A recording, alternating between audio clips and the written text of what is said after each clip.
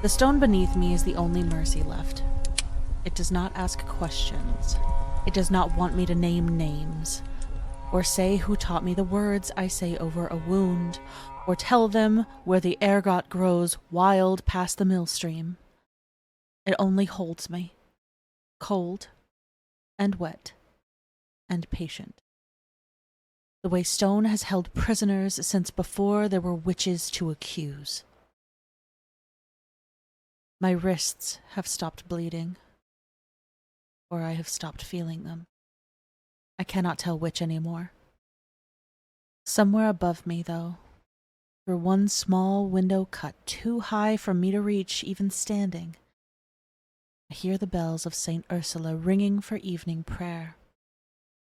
The same bells rang for me 3 summers past, when I brought the Hoffman boy through his fever that the priest himself had given up as lost. The same bells when I pulled the miller's wife back from childbed fever with yarrow and vinegar and 3 nights without sleep at her side. I did not ask for bells then. I did not need them. The women of this village knew my worth without ringing anything for it. My hands will not close into fists anymore. I do not know if that is from the cords they used or from the little iron instruments the barber surgeon brought out so calmly, so reasonably, laying them on the cloth like a man laying out his supper knives, while he asked me, so patiently, to confess to what I did to Greta Ottmar. I gave him nothing. There was nothing to give him.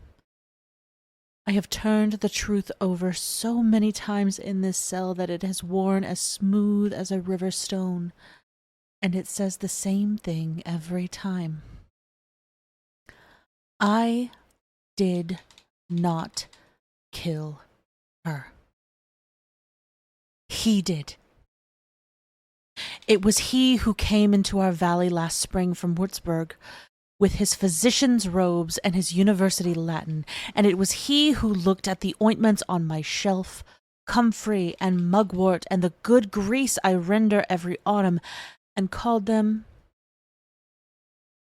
Teufelswerk, before he had troubled himself to ask what was in them or why. We disagreed on Greta from the first hour I was called to her. Her child was turned, lying crosswise as they sometimes do, and I have turned 3 such children in my life with oil and patience and my 2 hands working from outside her belly, slow, the way my mother taught me and her mother taught her, back to the time before anyone kept count of such things. I told him this. I told him the child would come given time and a gentle hand. He said a woman's body was not folk magic to be coaxed, but a machine to be corrected. And he sent me from the room. And he put his hands and his instruments where hands and instruments should not go, and 2 days later, Greta Ottmar was dead and her son with her.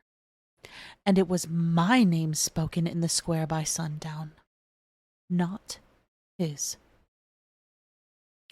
A woman's account of a man's failure is not evidence, it is impudence, and impudence in an accused witch, I have learned, is confession enough on its own. I think of my mother often, here in the dark. She taught me the moon times for gathering root and leaf. She taught me which words to say over a wound aloud and which to keep silent and say only in my own heart, because some workings are not for God's ears, and some are not for the devil's either. They are only for the wound. She died in her own bed at 71, with her granddaughters around her, honored, needed, unafraid. I used to think I would die the same way. I understand now that her world is closing over like water over a dropped stone, and I am going down with it. And the new doctor will stay, and be called learned, and be called modern, and no one will ever ring a bell for what he did to Greta Ottmar in that room. Outside my window, I can hear them building something in the square. Hammering, and men's voices calling measurements to one another. Unhurried, as though they build a market stall. I do not let myself listen closely enough to understand what. So I close my eyes, and I do the only working I have left to me. I say the names of every child I have carried safely into this world with these two ruined hands. I say them in order, from the very first to the very last, slowly, the way my mother said her prayers. If nothing else of me survives what comes tomorrow, that list will have been spoken once more out loud by someone who knew them, better than any doctor from Würzburg. Every one of those names was true. I'm Courtney. And I'm Brandon, and welcome to the Time Travelers Club. Welcome, everyone. If you're just jumping into things, we are sorry. This is definitely not going to be one of those lighthearted episodes. We are finally making our dark turn into the German witch hunts today, and finally begin to see how the last few months' worth of episodes and over 1,000 years of history have all culminated into this moment in time. So, history rarely produces clean breaks. We tend to talk about the early modern witch craze as it erupted fully formed from the minds of inquisitors and demonologists and coherent theological system imposed upon a passive peasantry. History rarely produces clean breaks. We tend to talk about the early modern witch craze as if it erupted fully formed from minds of inquisitors and demonologists, a coherent theological system imposed from above onto a passive peasantry. That's not quite right. What happened in Germany, and particularly in German-speaking lands of the Holy Roman Empire, between roughly 1480 and 1650 was a collision, a slow, grinding collision between genuinely ancient Germanic cosmological beliefs about night, power, gender, and spirit contract, and an increasingly systematized theological project that needed witchcraft to mean something very specific. The collision produced a belief system that was neither wholly old or wholly new. And understanding that layered inheritance is the only way to make real sense of what people in early modern Germany actually thought was happening when they accused a neighbor of riding out to the Bracken on a goat. The German witchcraft craze, if we want to call it that, was the most intense in Europe by almost any measure. More executions, more panics, more sustained belief in the reality of a diabolical conspiracy, concentrated especially in the southwestern and central territories, Württemberg, the Rhineland, Franconia, parts of Saxony. Historians have spent a long time arguing about why. The answers that get bandied about: political fragmentation, economic stress, so confessional warfare are all true and all insufficient on their own. What they don't adequately account for is the depth of the cosmological substrate.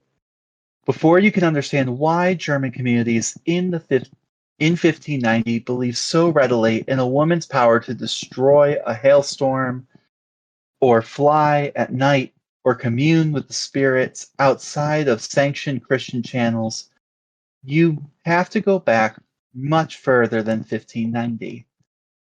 We have to go back to what Germans actually believed before the church had gotten there, then trace the slow, complicated, never quite complete process by which those older beliefs were absorbed, reframed, and eventually weaponized.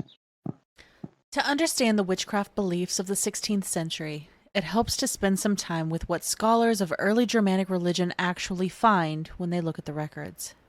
And the record is frustratingly thin. Filtered through Christian scribes, Icelandic sagas written down centuries after the fact, and archaeological material that doesn't speak in sentences. But some things are clear enough. As we have discussed before, Germanic religion was emphatically not the organized pantheon and theology system that the Norse sagas, written in Christian Iceland, remember, make it look like. At the village level, across the broad Germanic-speaking world, religion was primarily about relationship. Relationship with landscape, with ancestral spirits, with the forces that governed fertility, weather, illness, and death. These forces were understood as agentive. They could be petitioned, propitiated, tricked, bargained with, and crucially, they were not consistently benevolent. The spirit world was morally ambiguous in a way that later Christian theology couldn't comfortably accommodate. Into this landscape, you have to place the figures that appear most consistently across early Germanic sources. The Disir, collective female ancestral spirits connected to the household luck and fertility, propitiated especially at the Disablot, the winter sacrifice to the Disir.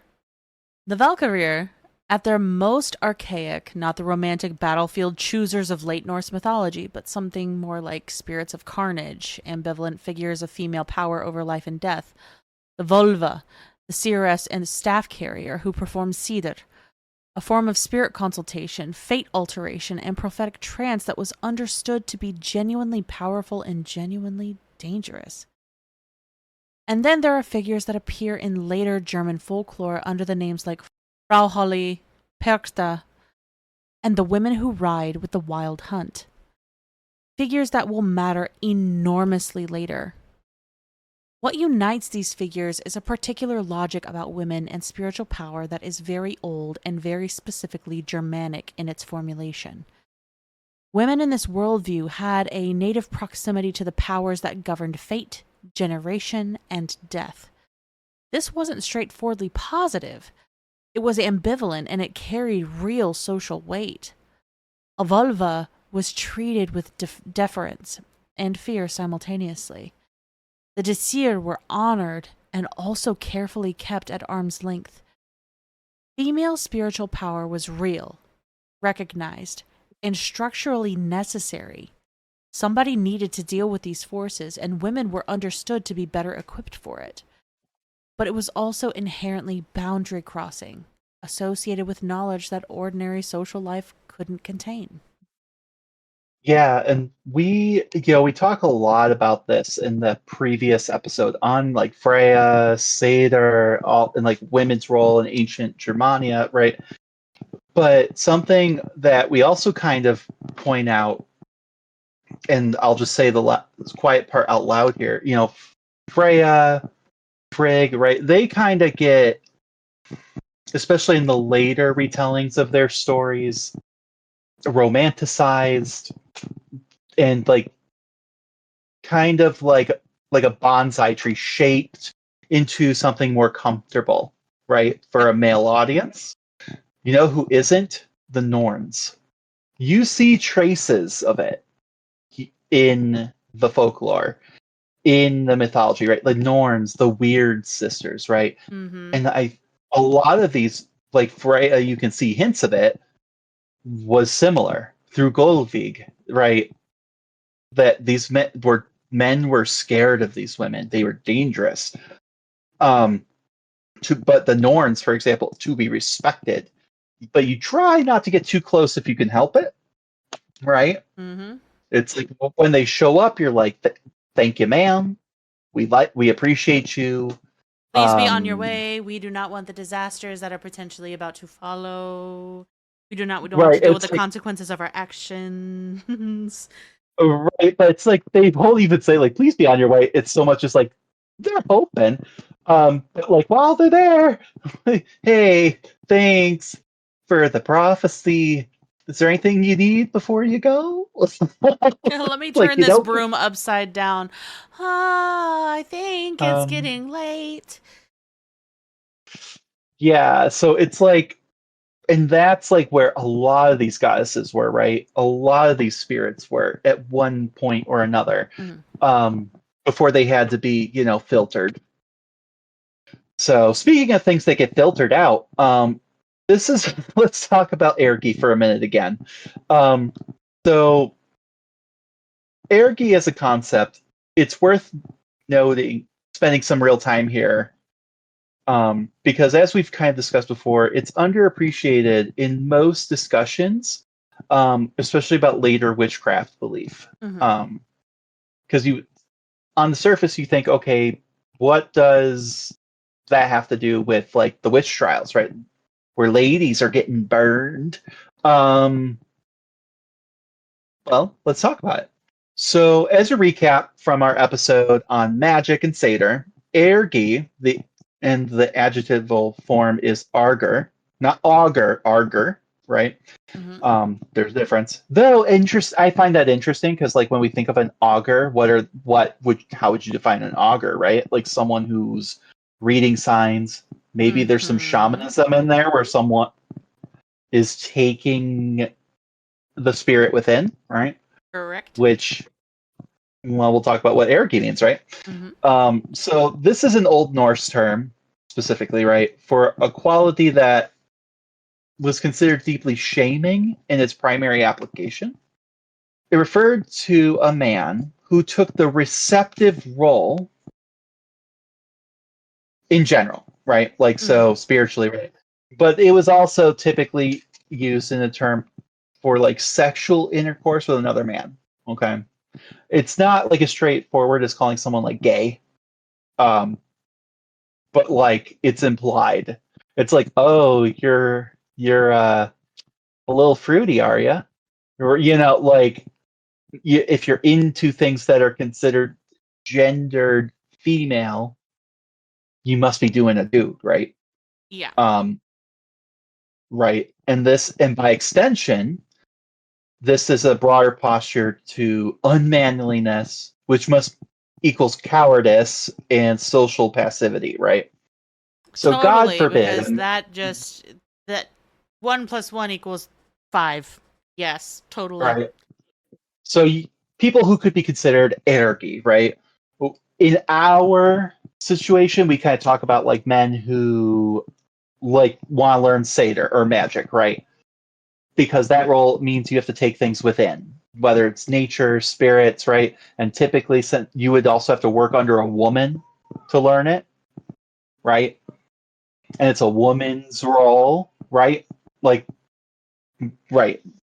But it could also include men who have really domineering wives, and they're more passive soft daddy, right? It could be a guy who doesn't want to go to war and would rather, I don't know, like make fabric and knit, right?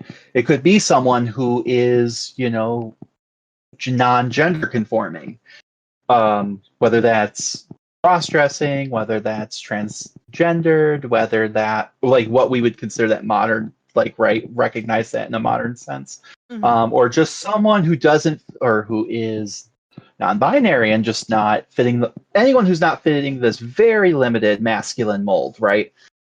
All of them, Ericy. Whether they're actually homosexual doesn't matter.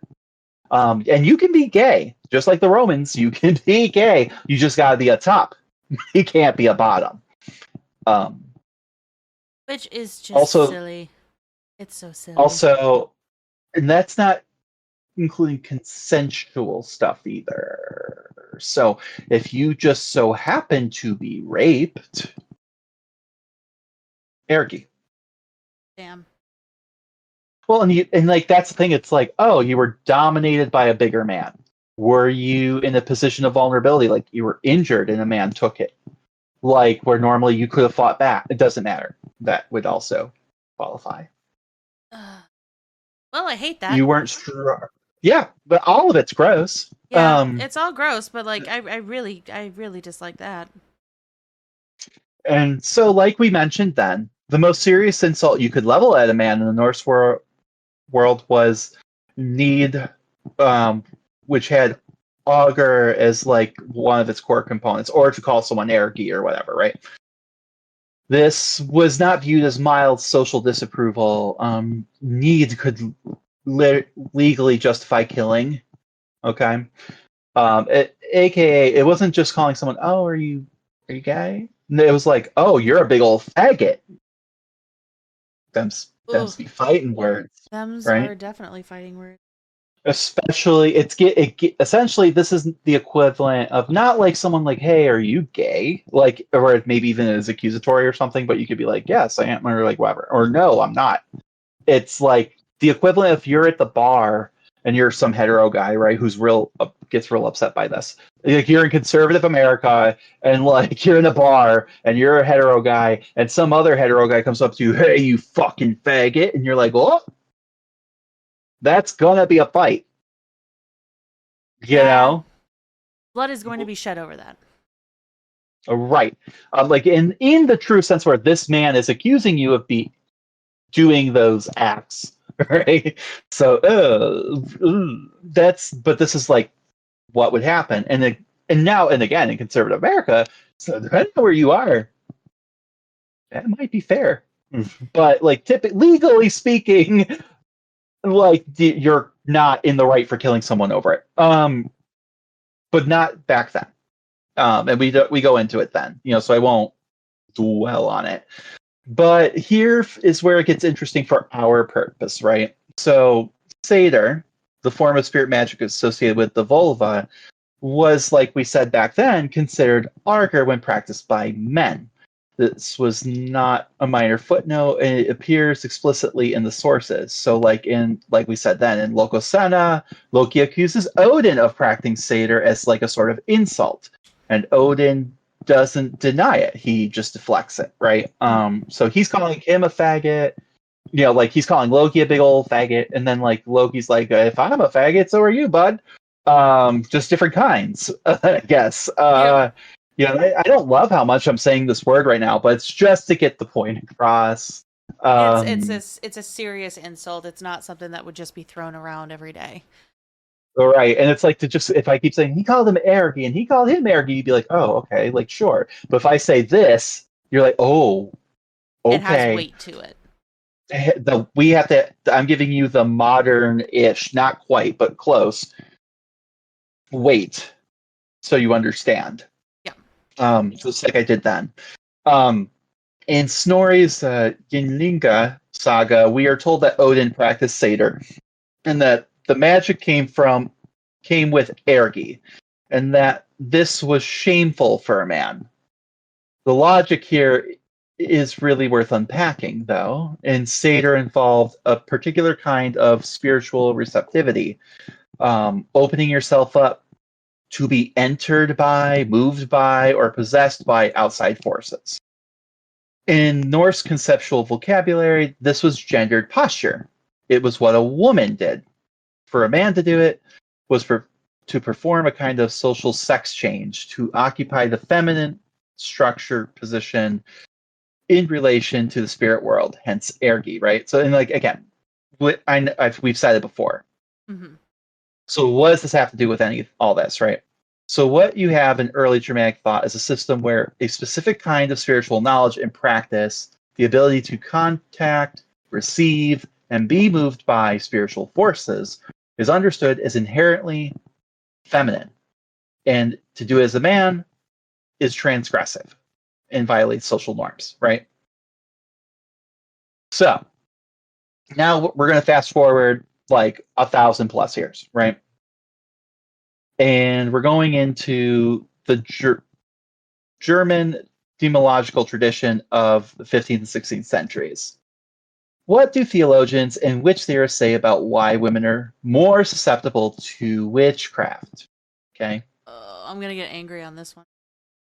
Right. So we're twisting it now, Oh right? yeah. Before it's like when this is what women are supposed to do. It's a good thing, right? Now they're saying, yes, of course women are more susceptible, and that's a problem.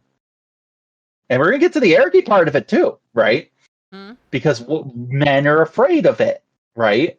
So, The argument repeated across multiple texts is that women are more credulous, more impressionable, more easily moved by passion, weaker in both mind and faith, right? So before it's like, oh, they're special because they have this connection, and that's a good thing, a positive thing, positive traits. Now it's, oh, they have this connection because they're weak, not because they're powerful. So we're flipping it. Of course we're flipping right? it. And it's men, and normally men are strong of will and mind, and that's why we're not susceptible. Therefore, you see, if you're weak of mind and spirit, a big ol' say it with me. It's right. There you go. Either way, the gay is bad. Yeah.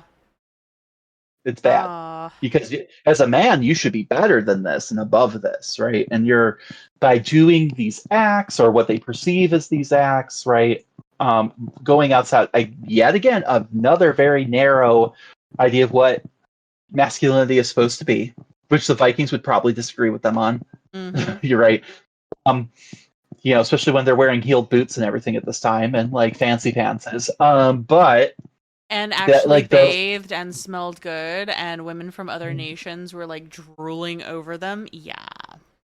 And now they're not bathing. But anyway, like, oh. And they're wearing big old puffy butt pants. There's a lot of things that I don't know. I don't know if a Viking would look at it. Big old puffy butt pants. I need to see an example of this post haste. Oh, that's easy. Come on, hold on. I'm going to show you. That's because that's like the trend of the time. Hold on. I need to see the reference. Big old puffy butt pants. Hold on. I'm going to do... I think the 17th century had the better. Here we go. All right. So now I'm going to send it. Hold on one second. Okay. La la la la. La la la la la la.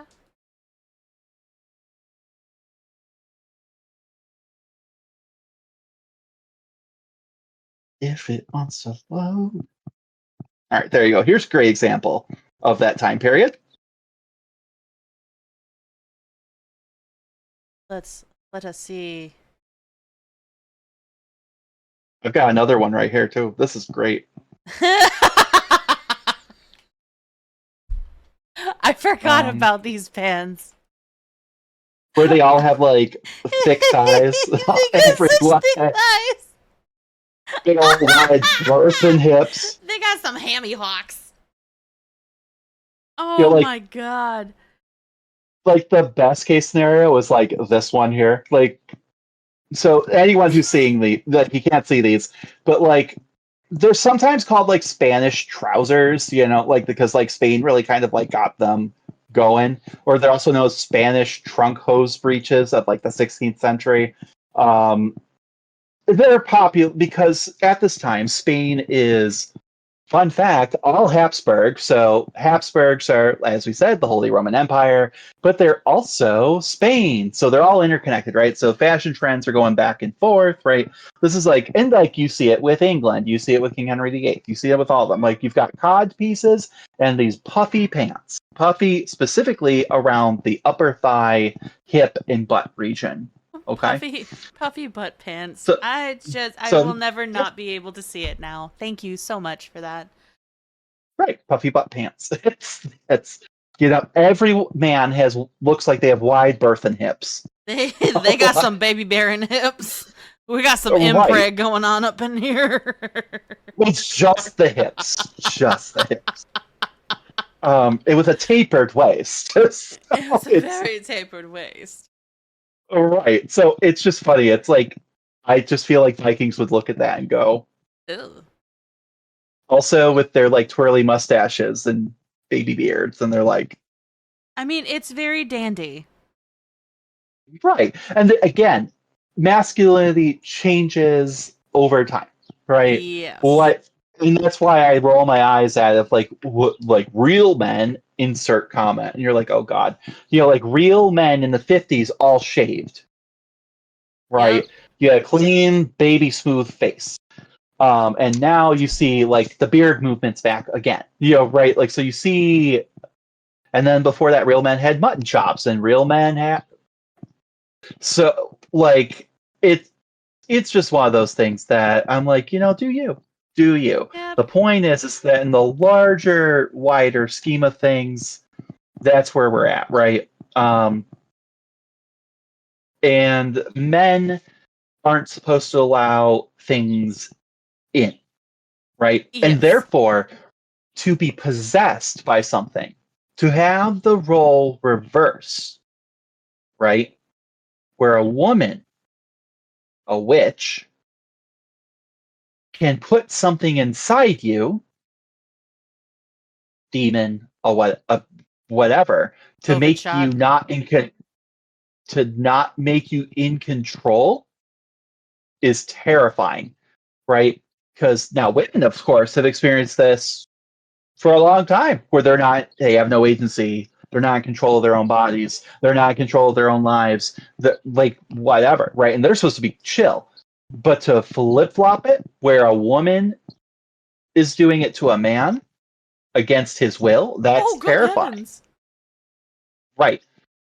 So this concept of ergi, like the gender roles of it all, right? This is still not only going on by this point, it is so fundamental to why this is going to be bad, why this is going to happen, why women tend to be accused more than men, right?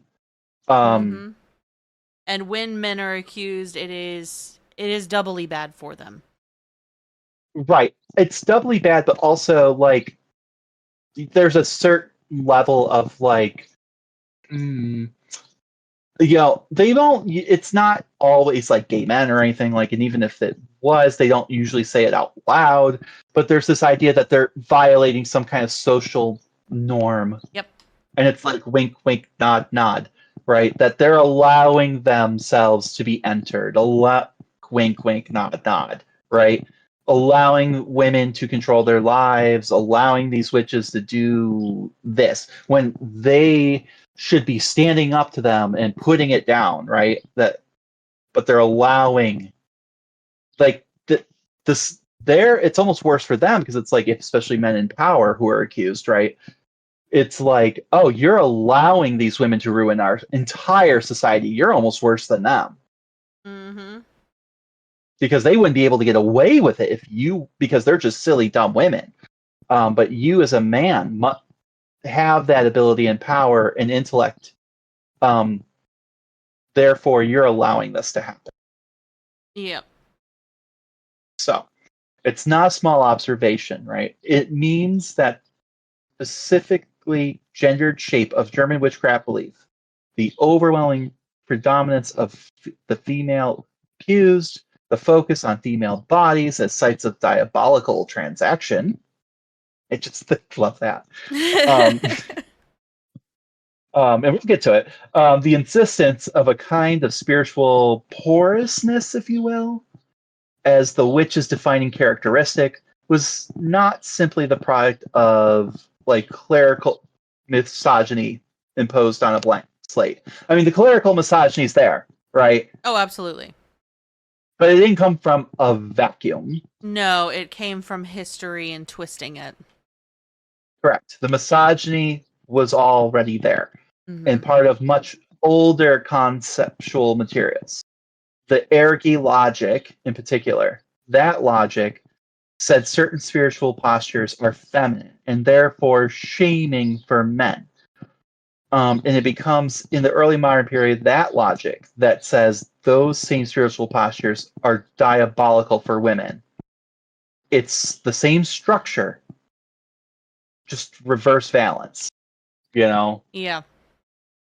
Let's stay in the Germanic substrate for a moment longer, because there's another thread here that we haven't covered up to this point. It runs directly into the imagery of the witch's Sabbath, the figure of Frau Holly and her cognates. Frau Holly, also known as Holda in the Rhineland, Perchta in southern Germany and Austria, Berta in some Swiss variants, is one of those figures who has gotten badly sentimentalized by Grimm and the romantic folklore tradition.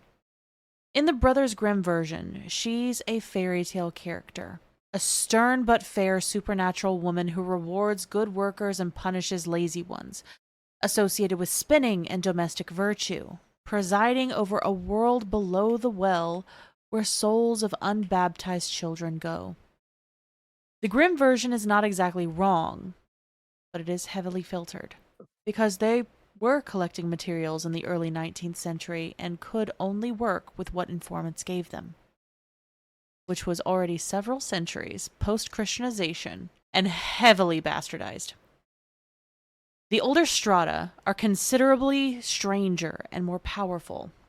Medieval church sources, sermon collections, penitential texts, the canon episcopi of the 10th century, describe with some anxiety a widespread belief across the Germanic-speaking world that certain women, at night, rode out in large companies following a female figure variously called Diana, Herodias, Holda, or Domina Noctis, the Lady of the Night.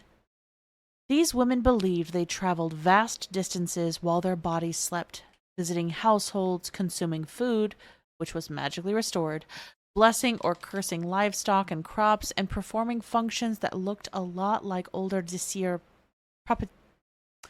propitiation rites. The church's initial response, enshrined in the canon episcopi, was that these night flight beliefs were themselves sinful. Not because the women were actually flying out and doing satanic things, but because they were deluded into thinking they were.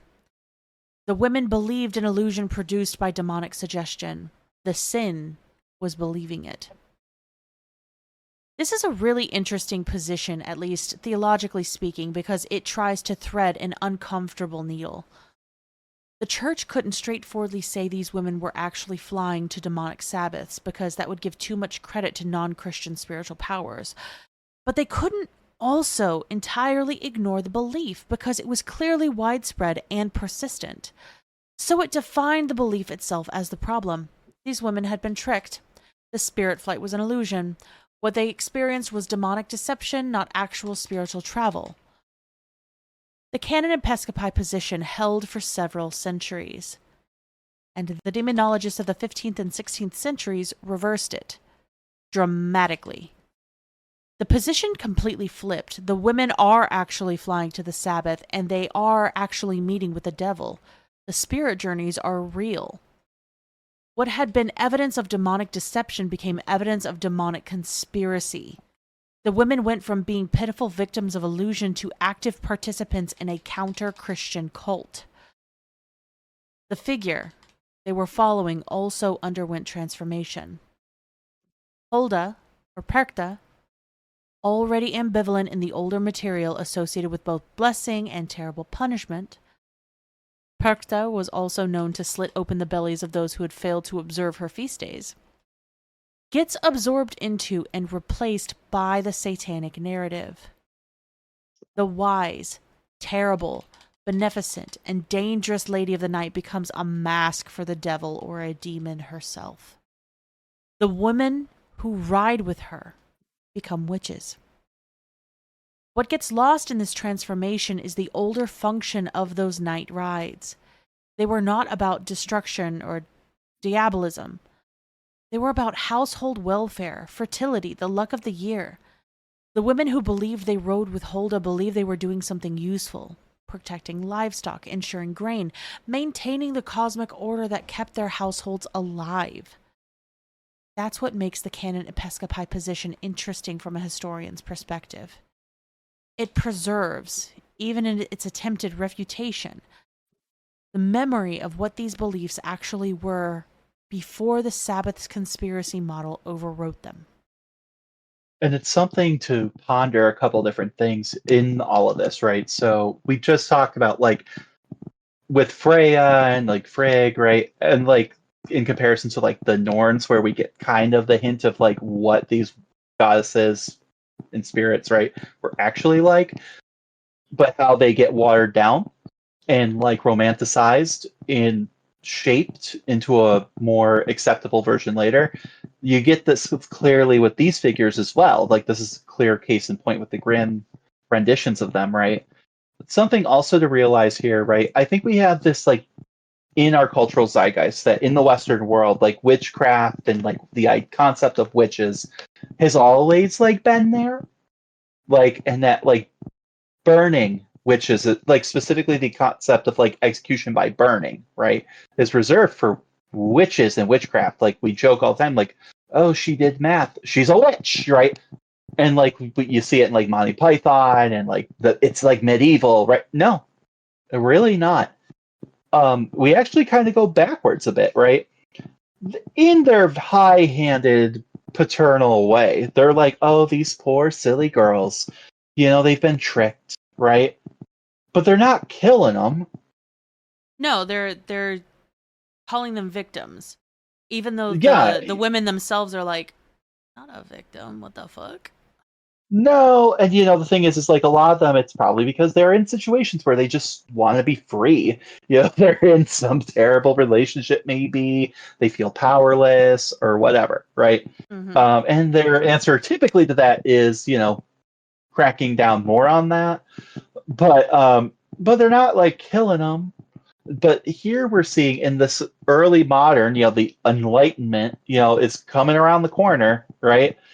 That it's getting real dark, like they're like, nope, it is real, and we need to kill them all because like murder is the answer, right? Like, so burnings happened, yes, but for a long time it was very specific to heresy, right? So, and that's what this is. By this point, by this 16th 17th century, that's what they're accusing them really of. Like something that it turns from they're burning them because they're heretics to straight up just calling it witchcraft, right? Yep. But the witchcraft itself is the heresy. You are counter to Christianity, therefore you're a heretic. When heresy originally was just like twisting, like pagans weren't heretics, right? Like per se. They were pagans, right? They believed in false idols, the wrong thing. Whereas heresy was specifically people who were giving false ideas about the Christian faith. That's why Joan of Arc was burned, for heresy. Not because she was a witch, right? Because she believed she was hearing voices and saints and had people believing her. That's considered heresy, right? Very simplified, but right. But that's why, like, Mary was killing Protestants, like, Queen Mary of England, right? Because they were heretics. They were taking what the church had always professed and they were twisting it into new ideas, and that's heresy, right? It doesn't, honestly, Martin Luther, if they had gotten their hands on him, would have been burned as a heretic. Yep. Right. So, like, not, but so it's interesting that punishment ends up going towards these women and men, right? But eventually towards women. Mm-hmm. So it's just little food for thought, something to keep in mind. So this is where it's worth slowing our roll, okay? Because the actual texture of the folk beliefs, specific acts attributed to witches, the rituals they were supposed to perform, the mechanisms by which their power worked, tells you an enormous amount about the underlying cosmological logic. These weren't vague supernatural accusations. They were detailed, consistent, and specific in the ways that revealed just how much shared imaginative infrastructure existed across the German-speaking communities. Here's where I'll let Courtney take it away to explain some of these to us, because I just feel like you in particular are, more expertise in this. Perhaps the most infamous is the flying ointment, the Hexensalbe, the witch's ointment. It was one of the most persistent and specific elements of German witchcraft belief.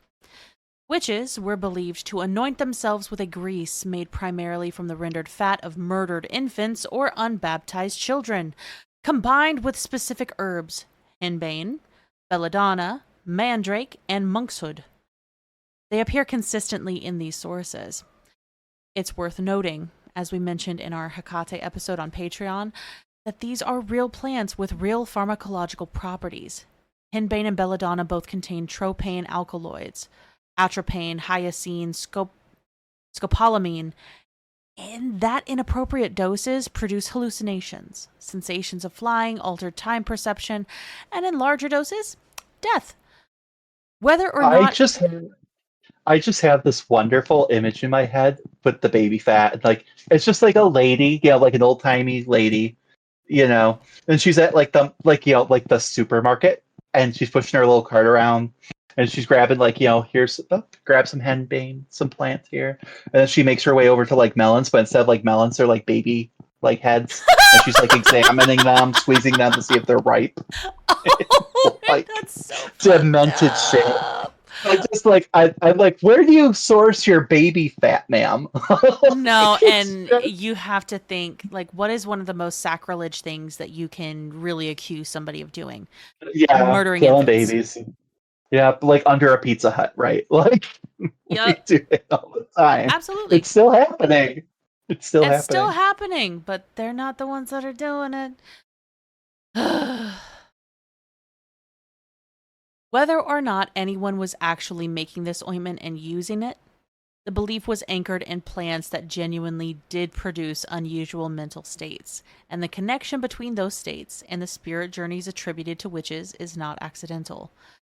The ointment was rubbed onto the skin, particularly under the arms, at the groin, or smeared on a broomstick or pitchfork, and then, the witch rode. Ah. The sexualized imagery here is at least partly intentional on the part of the demonological tradition, though it also likely encodes something genuine about the absorption routes for these alkaloids through mucous membranes. The point is that the flying ointment was understood not as a simple transportation, but as a boundary-crossing technique. It loosened the soul from the body and allowed the kind of spirit travel that mapped directly onto the older Germanic Cedar trance and Holda's night ride tradition. I'm real loose. Absolutely. Like, Gotta loosen it up. And nothing scares a man more than a woman who can take care of her own damn needs. damn straight. You've got that too. They're like, I bet you're just humping that goddamn broomstick. And she's like, you know what? Probably. Like, good for her. Whatever. No, she's just got a man on the side named Broomstick. It was just Oh no, it's code. He doesn't need to wear puffy pants. he makes them puffy already. But don't need a court piece, sir. no, does not. I protest. Oh The my lady goodness. That's too much. Megan Thee Stallion. I'm just imagining now Megan Thee Stallion, like with the she's got the stick. She's doing like doing her rap that's like all like witchy. With there's a whole music video with Megan Thee Stallion, and I love the music video because it's like this old white man, and he's terrible and racist, but also like looking at porn of like black women as he's like signing into like I don't know something legal against like them, right? And like the whole video is like her harassing him, and like she's always there, and like pointing out that like black women, honestly, it's like it actually makes a pretty good point. Like black women are nurses, like you're fast food people, you're like all these different people, right? That you take advantage of or take for granted, and then by the end, like she turns his mouth into a pussy. Witchery. And I love it. I want that one. I want it in witch form. I love it. I love it so much. So the next one is image magic and the wax figure. Bildzauber, image magic, was among the oldest and most consistently attested forms of harmful craft in the Germanic sources, running in an unbroken line from early medieval penitentials For some reason, I thought I'd said Mhm. that wrong. From early medieval penitentials to 16th century witch accusations, the basic principle is sympathetic. A figure made to resemble a victim, usually from wax, clay, or occasionally hair and cloth, was treated as a proxy for the actual person. Pins inserted into the figure caused illness or pain at the corresponding location on the victim's body. The figure could be buried at a crossroads, at the target's threshold, or in running water. It could be melted before a fire, which caused the victim to waste away. What's cosmologically interesting about the image magic is that it assumes a profound continuity between representation and reality. The image is not merely a symbol. It participates in the actual being of the person it depicts. The image isn't a doll. It is, in the relevant sense, a person. The person.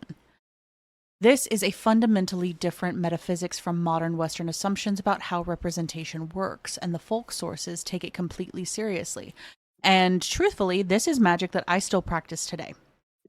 Well, it's also interesting, right? Because I think if you read that description again, most people are like, "Oh, a voodoo doll," Yeah.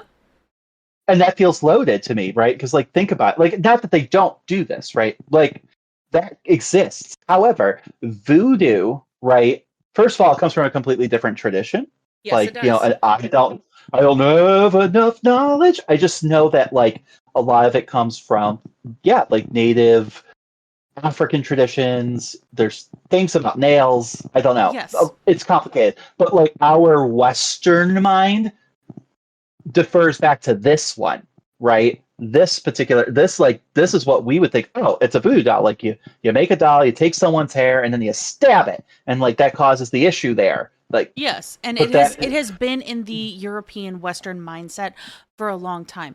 It got really popularized by the expansion of voodoo or the exposure of voodoo. But these fetishes, these dolls yeah. have always been there.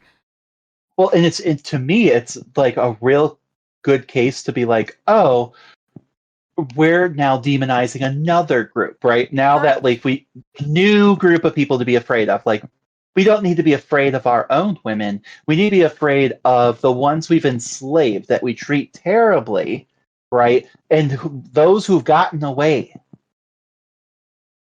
and they're doing that thing we're afraid of. And again, it's all about losing control of ourselves, right? Someone else is in control of our body, and that is terrifying. That people we should be in control, again, people we should be in control of, quote, right? Because we own them, because they're property or should be our property. They have flipped the script, and that's scary. And I think that again also comes from a place of we knew what we did was wrong. Oh, absolutely. Absolutely. Why would you be afraid? If why you would really you be believe afraid of somebody having a representation of you if you did them no wrong? Well, and the thought too, if this is the way it should be, like this is like, oh, we need to dominate them and own them and all this stuff, right? Because we're better than them. Why are you afraid? Because like, if all that's true, then this is going to cause you no harm. Mm-hmm.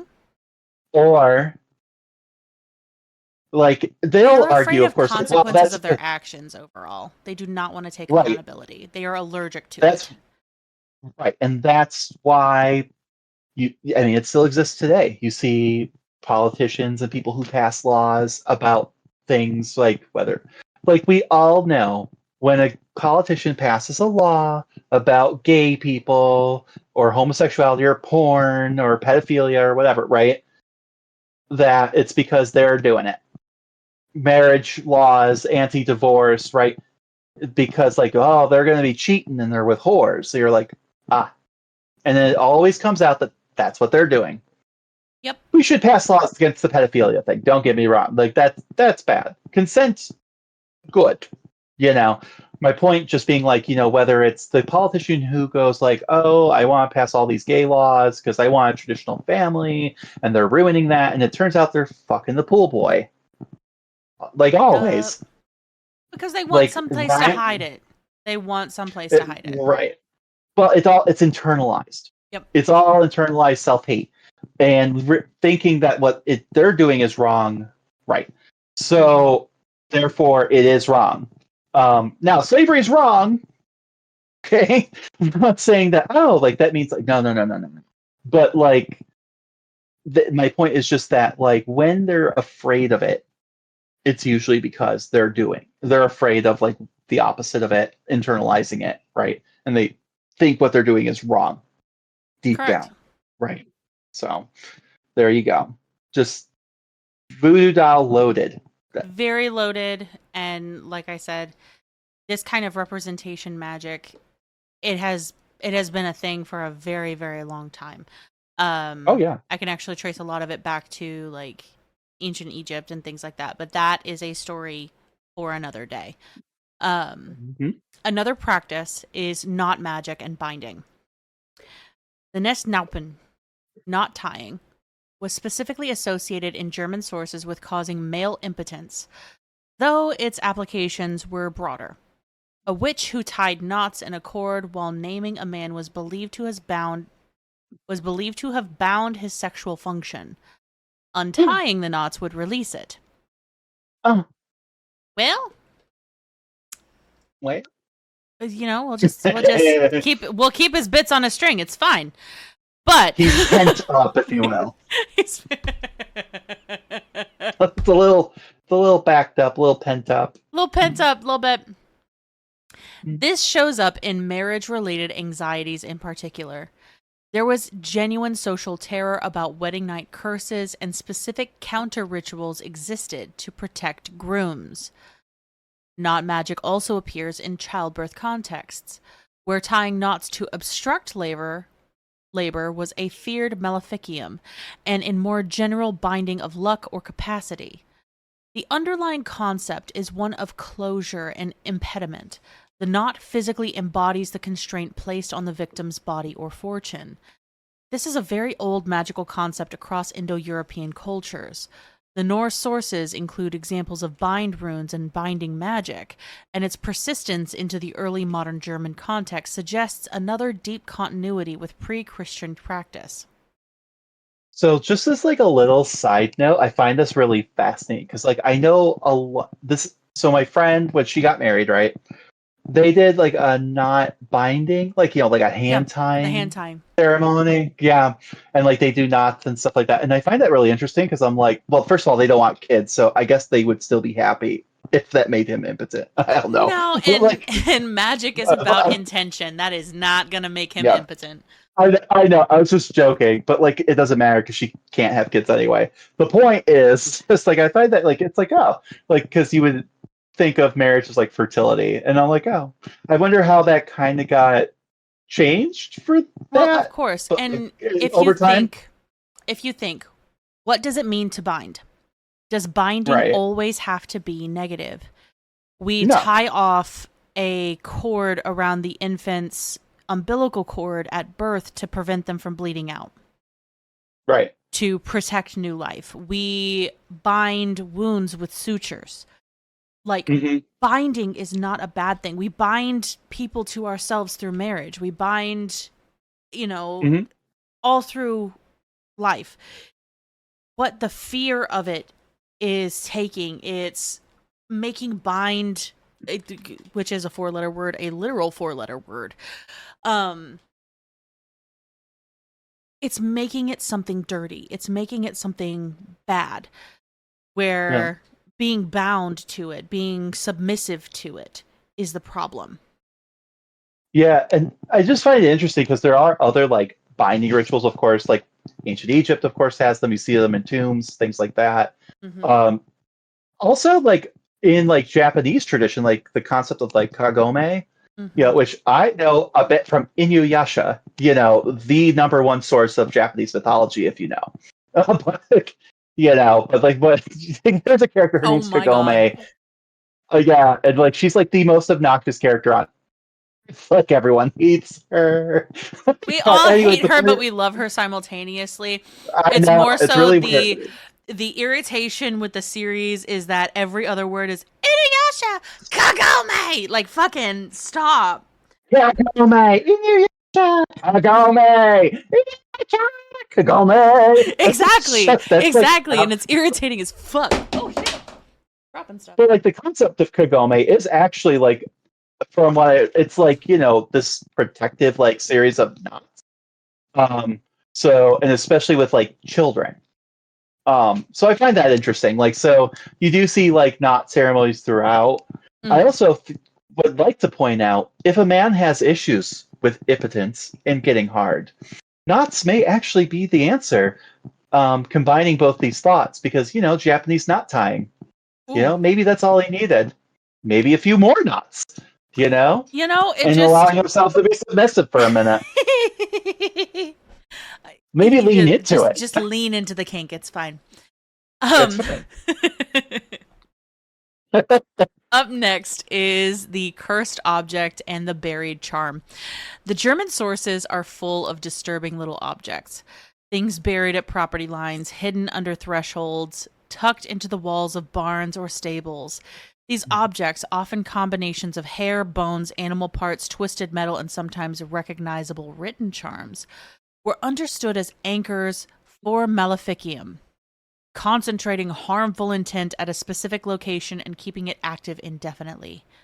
Finding one of these objects in your barn was both proof that you had been cursed and a serious problem in itself, because simply removing it incorrectly could spread the curse or redirect it back to you. Bullshit. Things like this. Okay. But this is what we're just saying. This is what they believed. This is what they believed. And Correct. I'm going to bring it into context. Some of these things, like you found one of these hidden under a threshold. That's a threshold guardian. Well, and we're going to get into that too, right? And that's where I personally go like, depending on who's doing it. Where would you want to put guardians? Where would you want to put protective charms? In the walls makes sense. In your barn makes sense. At the property line makes sense. Well, this does not sound like a curse object at all. And sometimes it's not, and we're going to see this, right?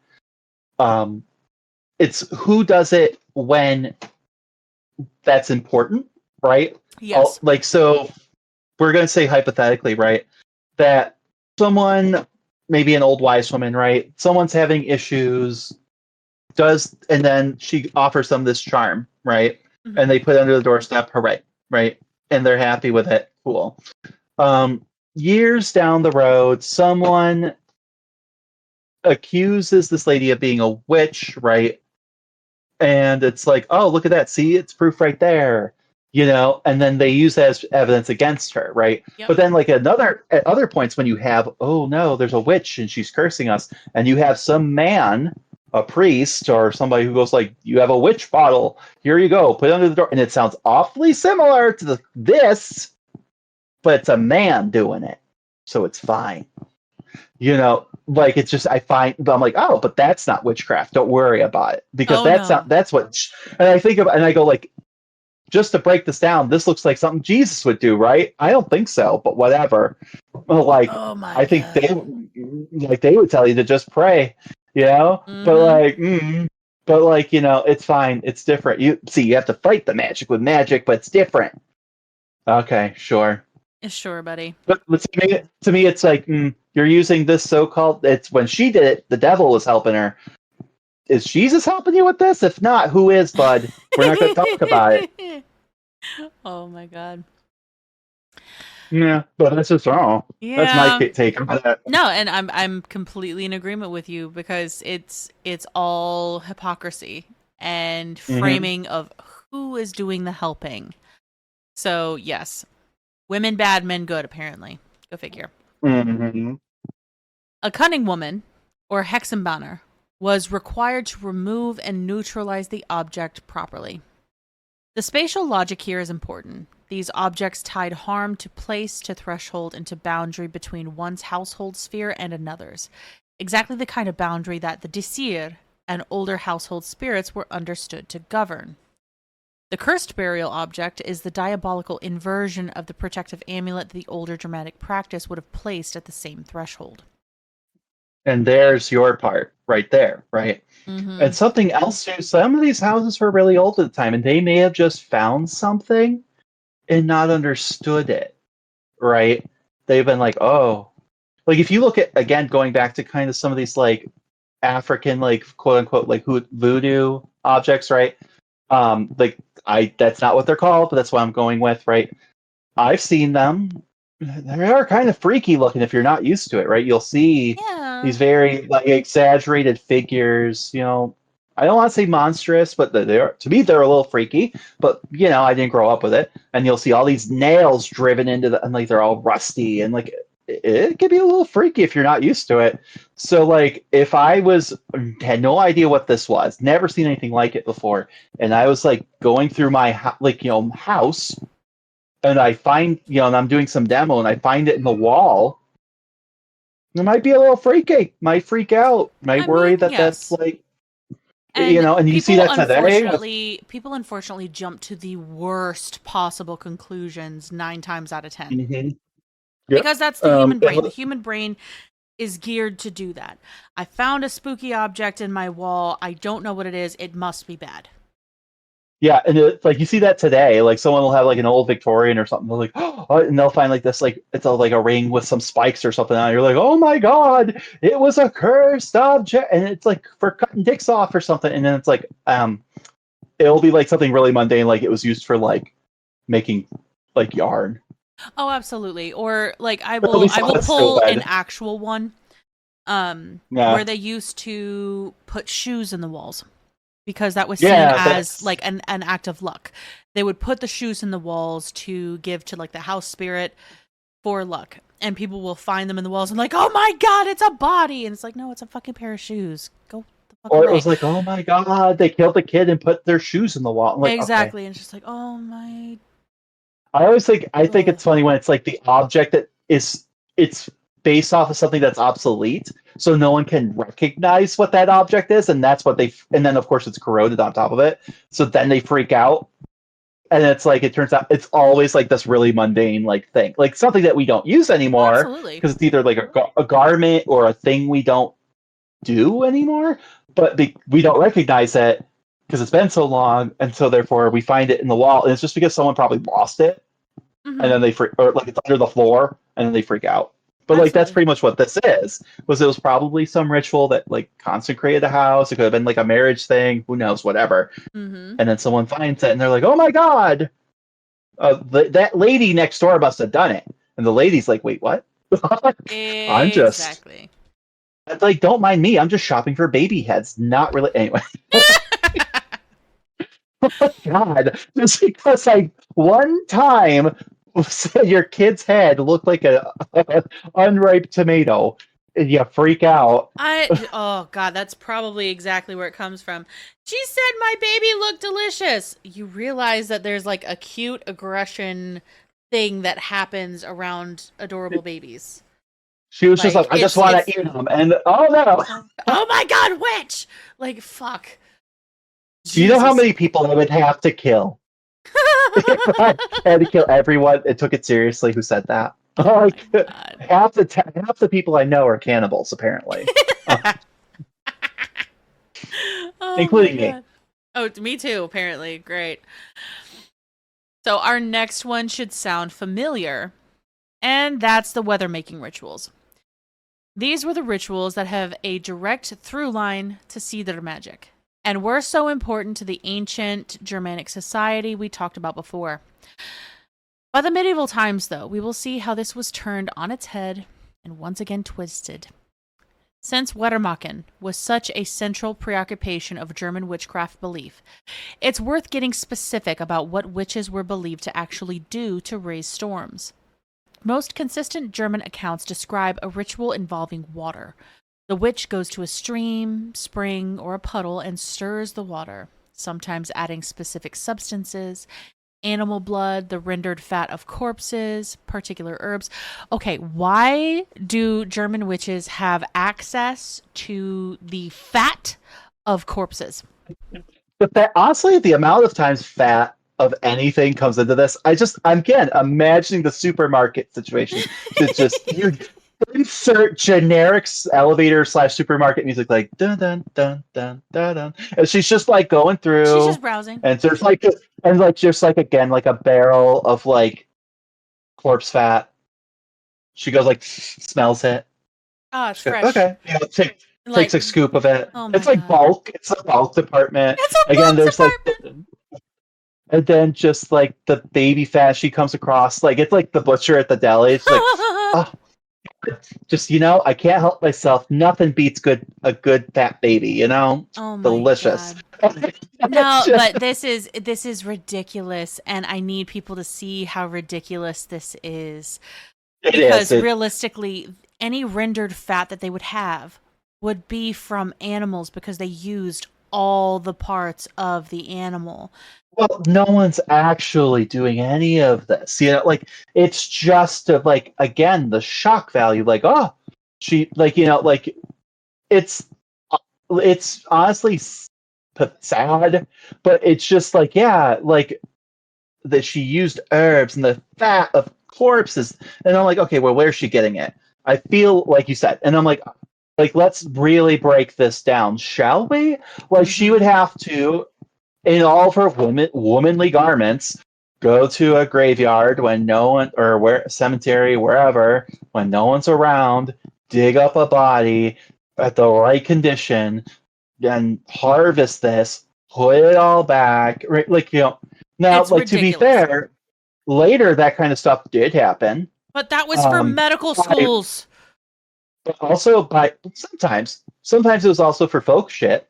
And honestly, some of the medicine wasn't much better than what's going on, what they think is going on here. The True. point, we got people having mummy eating parties in their living room. The point I is, remember that. Yummy. right? Delicious. It's like jerky. Whoa! It's like the point is that that was done by dudes, like men. And so, the idea that these women are going out there when they're already very, very busy, running God knows what with their households, where are they finding the time? And also, how did no one notice it? Exactly. And it's so it's just to add a layer of oh my God, somehow she did this, It's and foolish. yeah, it is. But this, the image that we have in our heads too. So there you go. But she's supposedly mixing all of this into whatever source of water while speaking words of power or calling on the devil. Because we're going to call on the devil. Absolutely. 1,000%. Just to touch on that water part too, right? You see this tradition, unfortunately. There's an older tradition, and it's one where Jews are poisoning wells. Right? These people are poisoning people in general, poisoning sources of water, right? Yep. Which are supposed to, right. It's where the idea of miasma came from. It must be, and it's because honestly, it's because the water was probably contaminated already. Right. So I feel like there's some bleeding of this, right? She in dumping mysterious, probably harmful substance into a water source, even if it's one that you're not necessarily drinking from, but especially springs and streams where people might be getting their water or cleaning their clothes or whatever, equals bad thing about to happen. And also, just to touch back on the corpse fat, what is used medicinally for a long, into the very recent modern era. I'm talking about America West, where people would get hanged, and then it was the executioner's job to harvest their fat for actual supposed medicine. French Revolution happened a lot. Yep. It's just funny because it's where would she get it? I mean, actually, weirdly, and why? I guess people thought more often than not. Yeah, gross. But there you go. But yeah, but not cannibalism. No. It's interesting. You know what? We're just gonna continue. That's what we're gonna do. Yeah, but we're gonna do it. The disturbed water corresponded sympathetically to disturbed sky. A variant involves the witch digging a small hole in the earth and pouring liquid into it while speaking the charm. The earth opening to receive the fluid, mirroring the sky opening to release rain and hail. There's also a persistent tradition of weather witching, working in groups, raising storms collaboratively at liminal times.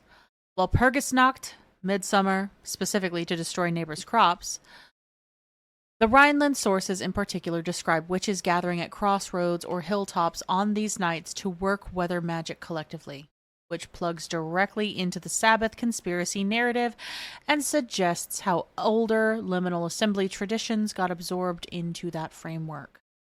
And also, it's what King James accused of some Saxon German women Yup. when they were trying to get his wife over.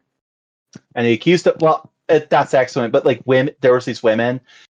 He's getting his mail order bride. He's also super gay, but this is going to cure it. The super hot wife, right?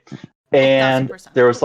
there was like these storms that were delaying it, almost destroyed the ship. And here we go, blames witches, specifically these women who were in Scotland or whatever, and like has them killed and all that. For manipulating the weather so that his wife couldn't come over. And because he had tried to go over there and it had happened. Oh, that was another thing. He tried to go over there, which all of his advisors were like, please don't leave. You don't have a child, right? Yep. We have no heir. And if you die, of the many things that can happen, like assassination, bad weather, the ship sinking, disease, whatever, we will be screwed. And not only will we be screwed, England will be screwed, right? And he's like, I don't care. And then like a storm happened. He's like, witches. So there you go. Oh, Men not taking responsibility for their bad decisions and also being advised against it. So finally, and maybe to modern listeners, the most strange is the milk theft practice. So this I have heard many stories of. Sit down, kids, it gets weird. The specific mechanics of milk theft magic in German sources are fascinatingly concrete. The most common described method involves the witch inserting an axe handle, knife, or pitchfork into a crack in her barn wall or doorpost while performing a verbal charm addressed by name to a specific neighbor's cow. Then she milks the implement as if it were a cow's teat, and milk flows from it, drawn sympathetically from the actual animal across the village. Also, one could argue it looks like a dong. And yes, she's jerking it off. Correct. So we're sexualizing again. Well, there's this, but also one that I have read or listened to. It was actually a cloth. Like they draped a cloth across, and then they were actually able to milk the cloth. So, I've heard that one too. Yeah. But that one was actually from Appalachia. So, yeah. Well, I mean, again, that was something I think that could be wrong. I think it came up during the Salem witch trials too. A lot of this is being carried over, so it makes sense. Absolutely. Butter that won't come in the churn, milk that curdles instantly, cows that give blood or nothing at all. These were the telltale signs of milk theft maleficium, taken with absolute seriousness because butter and cream were real economic stakes. The zero-sum quality of this belief is explicit. Your neighbor's extraordinary butter yield in a bad year is evidence she's been stealing yours. Community surveillance of these things was constant and intense. Which isn't that messed up? Like, you could just do it like this poor lady, maybe she's a widow or whatever, but she's like, takes good care of her cows because she's got nothing better to do anymore, and then you are fucking lazy and, your cows you forgot to weed your fields properly, so then they ate a bunch of bad crap, right? And they're like, this bitch is stealing my milk. That's the only reason. That's the only explanation. Oh, absolutely. It just all of this to me just screams, I don't want to take accountability for what's happening. And so I'm going to Nope. blame someone else. And this is the era of that. Like, Correct. like we talked about the rest, we talked about the Reformation and the Counter-Reformation. Like, none of these guys want to take, accountability. Like, Ew. gross. No, like we double down every time. So there we are. So if witchcraft belief is the cosmological framework, witch identification is the social practice that gave it teeth, and the folk magic by which early modern German communities decided someone was a witch are distinct from and prior to anything formal court would do. Long before any magistrate got involved, communities were reading signs, interpreting behavior, watching the body, and running their own informal procedures. So how exactly do you know if that old biddy next door is a witch or just a bitch? Or she's a witch bitch. Well, so there it is. It's a trick question. If she's a bitch, she's a witch. Yup. Okay. If she's not a bitch, she might still be a witch because she's too nice.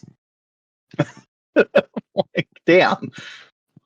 You just and like, oh well, I'll just stay under the radar. I'll mind my own business. Oh, she's so secretive. Kill her. She's a witch. Too social. Oh no. She's a charmer. Witch. Witch. She's trying to talk me into stuff.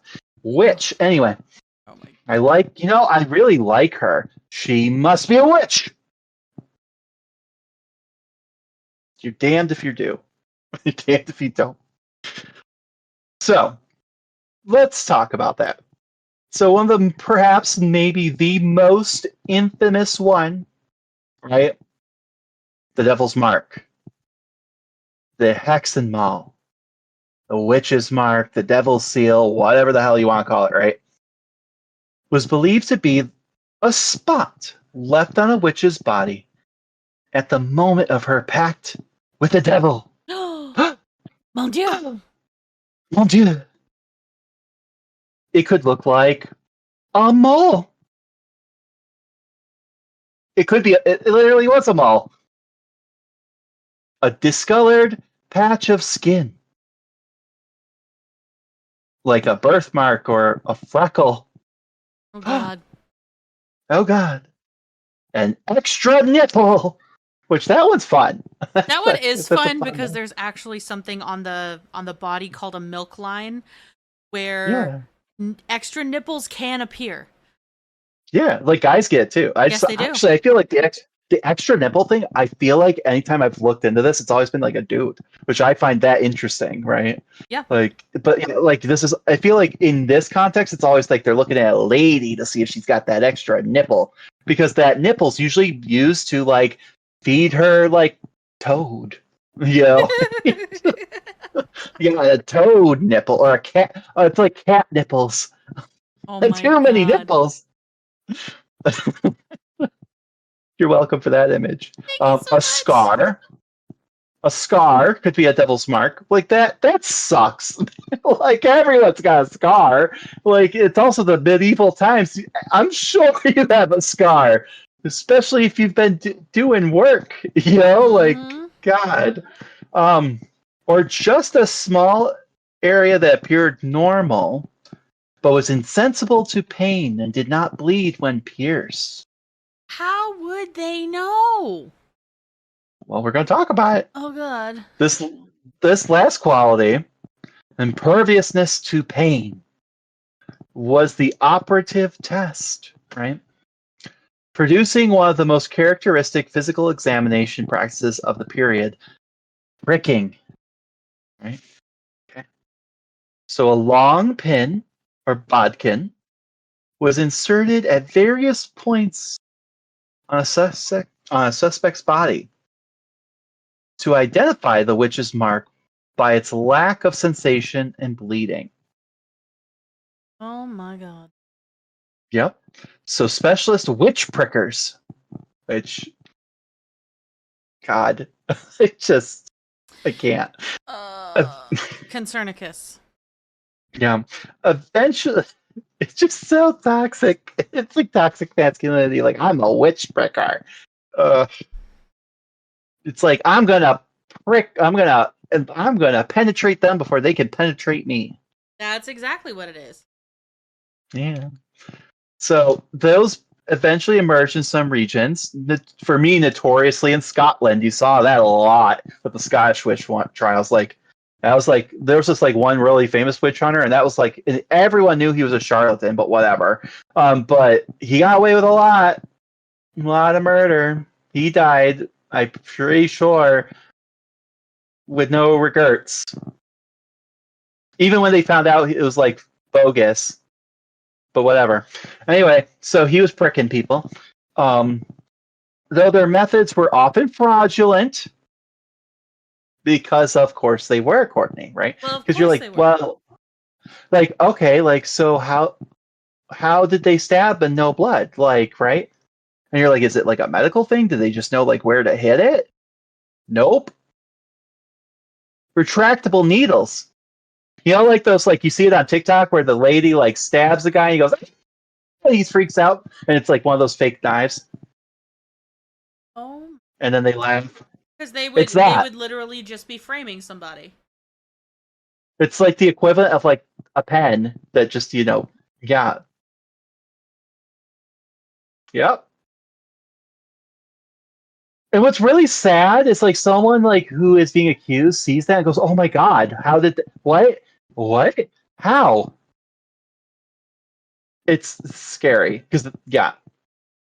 So it's also a careful manipulation of like pain thresholds, right? Like certain areas are more sensitive than others. It's why we give injections in the buttocks or like the shoulder, right? Like the fleshy parts, right? Versus like it's like tattooing, right? Like everyone knows if you get like your sternum done, that sucks. Anywhere where there's bony areas, those suck. Um, but like your ass or your depending, some people have different pain tolerance, different areas. It's not universal, right? But like usually if you're hitting like the thin areas, not great. Yeah. So, right? Um, at a folk level, before any formal procedure, the mark was something community members might actually observe and comment on, like that unusual mole or an old scar that no one knows where she got it from. It just appeared one day. That extra nipple, which I want to know how they know she has one. Because they're literally stripping down this woman in public. I can guarantee it. They're saying like, oh, like we've seen it, like before, like that's before they accuse her, and then they strip her down, right? It's like, how do you know she has an extra nipple? What are you doing? Keeping Tom. Right, Tom. What are you doing, Tom? How do you know? But no one cares about that, right?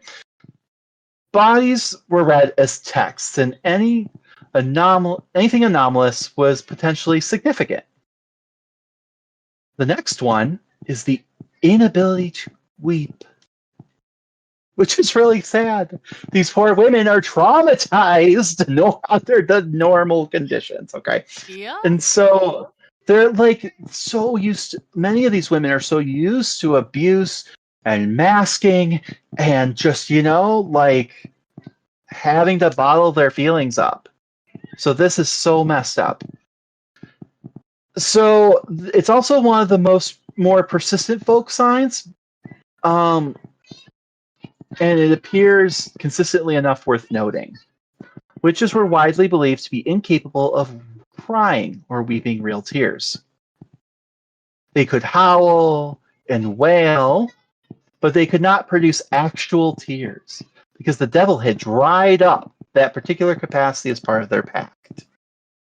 Right? Which I'm like, that's stupid. If the devil wants secret agents, why is he creating all these things that make it easy to identify them? Exactly. Like, that's dumb.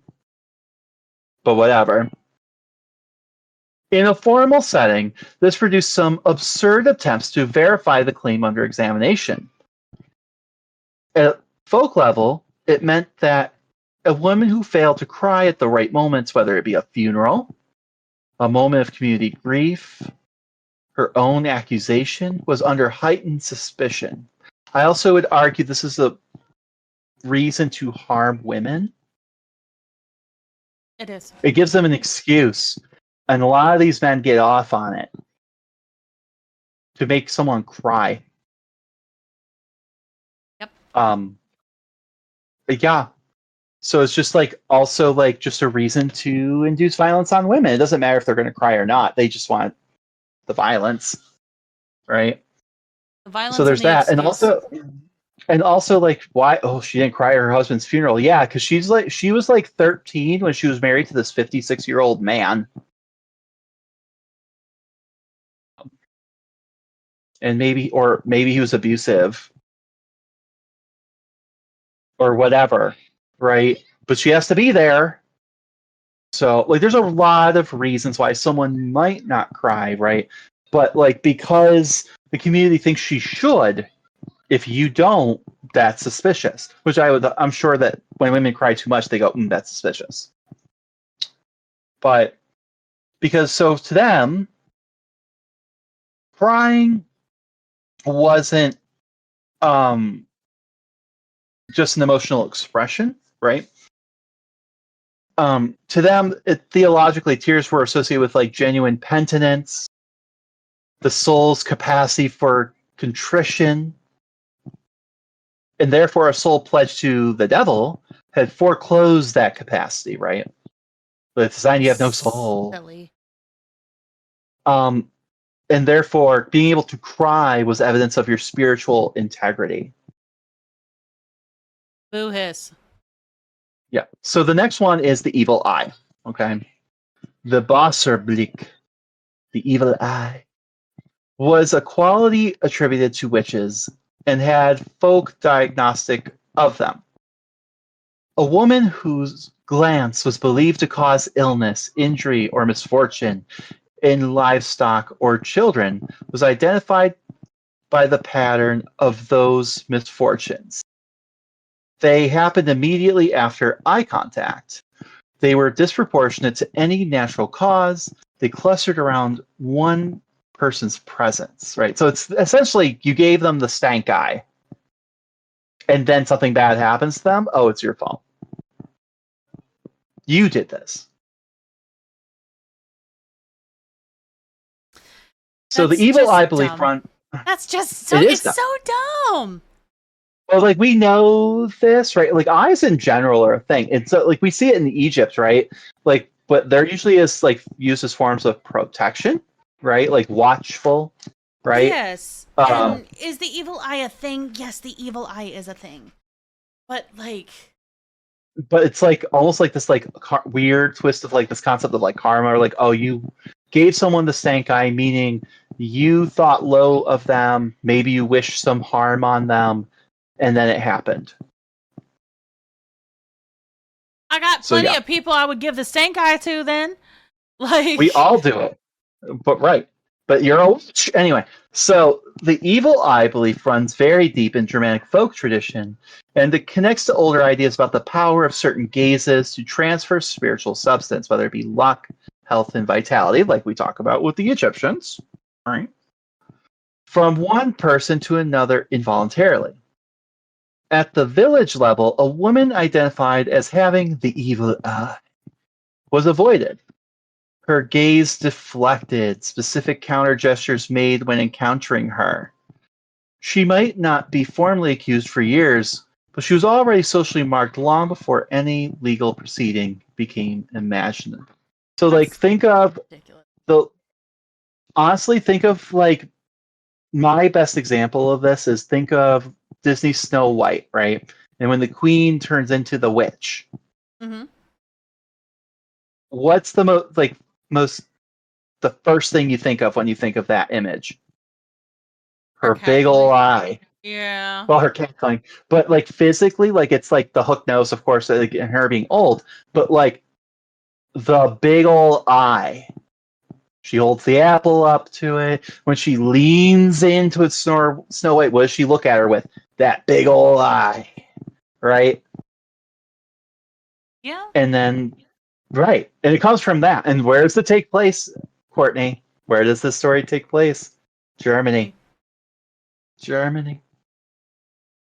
Yeah, and then she looks at her with ill intent, hoping that Snow White does something terrible happens to this girl, and then something does. And then they kill her for it. Yeah. But anyway, but like you have to think like there were women who over time maybe had bulging eyes, right? That's a thyroid condition. Very Graves, I'm pretty sure it's called, right? That's the thing that Maggie had, like Maggie Smith. We love her. R.I.P. girl, love her. But like, right, like bulge. Maybe she has bulging eyes, and this predominantly affects women, right? And women sometimes live longer than men. They don't have their husbands around, right? So she's this lady who's been around for a while, alone, has these bulging eyes. The kids make fun of her, but kids are scared of her. But eventually, those kids become adults. Yep. Yeah. Then you've got like maybe just a lady who just has resting bitch face, stank face, right? She's a target for this too, right? She Yep. becomes known as that bitch lady, that everyone avoids, everyone treats like shit, right? Because she's a bitch. And maybe she is, but she don't deserve to die. But eventually, we're going to get to that point where they start actually acting on it. Yeah. Yeah. And then we've got the witch's familiar, right? So the animal familiar was a demon attendant in animal form who assisted the witch and was nursed at her body by that extra nipple. They really just didn't like extra nipples. That's really what it boils down to. Yeah. Well, I mean, if you could just have a mole, and that's what it's nursing from too, apparently. Well, you could just have like a I literally have a mole on my chin. Like. Yep. Well, that's what you're nursing your toads with. Apparently. I knew it. And that's a weird image right now I have in my head. Of like you have cats, so now I'm thinking about those sweet baby kittens, and they're just like nursing from your chin. They're nursing on my face with a book. Just like oh no. So this familiar, right? It has the richest attestation in like English witchcraft record, right? We see this one in Salem a lot, but it does appear in Germanic sources, right? Because they're connected, and it's often hybridized with older Germanic Hausgeister traditions. These domestic spirits who inhabited the household and required, proposition. In the Germanic version, the familiar was often a cat, a toad, a goat, or a black dog.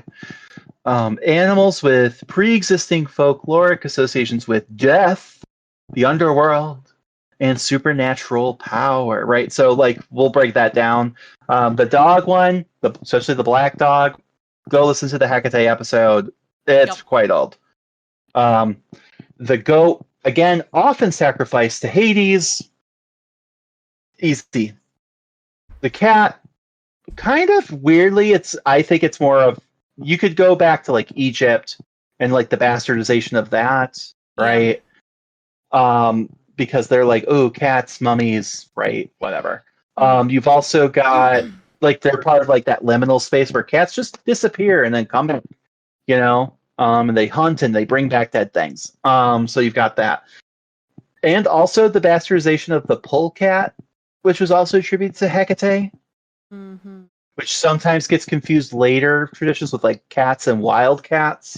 But a polecat is not a cat at all. It is pretty sure it's a weasel. It's like a very cute weasel.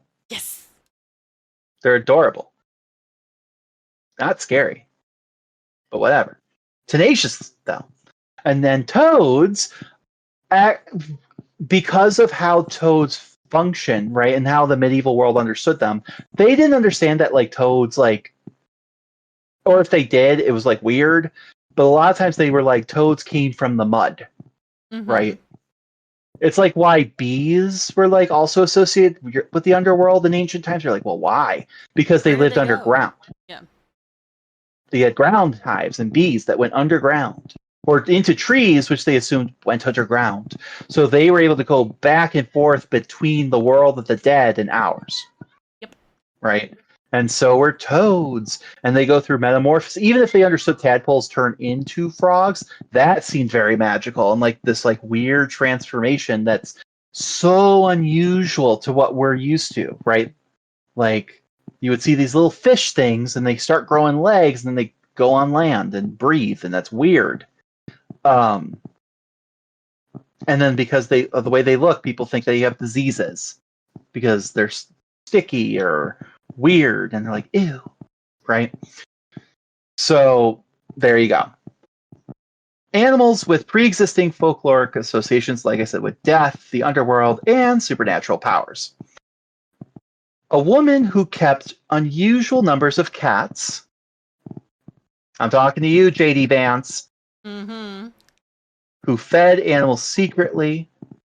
That's my husband. He wants to feed raccoons. He loves raccoons, and he's like, we need to feed them, and then they can become ours. And I'm like, that's dangerous, but I love you. He just wants a raccoon.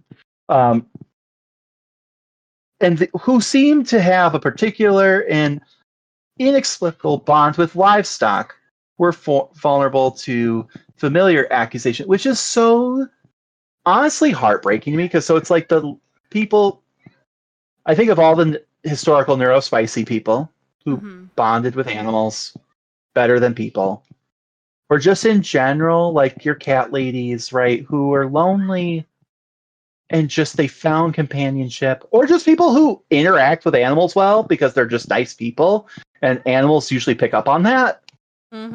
These are the last people who should be dying and accused of these terrible things, and they're the ones who are going to be accused. Well, of course, because so it's so heartbreaking. weird, and why aren't you conforming to what we're doing, and what are you doing?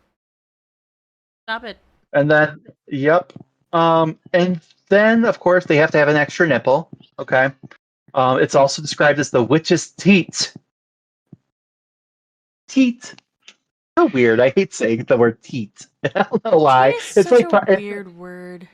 I think it's like more medically accurate, weirdly enough, but it's just like the witch's teat. Like, I don't know. Anyway, from which, I don't know, witch's udder doesn't sound great either.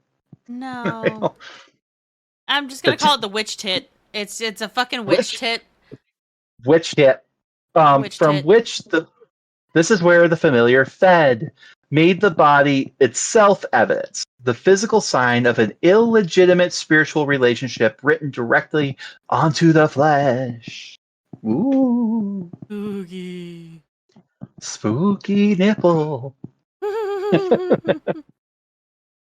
Scary nipples. Conservatives go into a haunted house, they just see nipples, they're like, ah. Oh no, and absolutely. And here's the thing, like, I'm going to use that audio for our Halloween episode. Just woo, spooky nipples.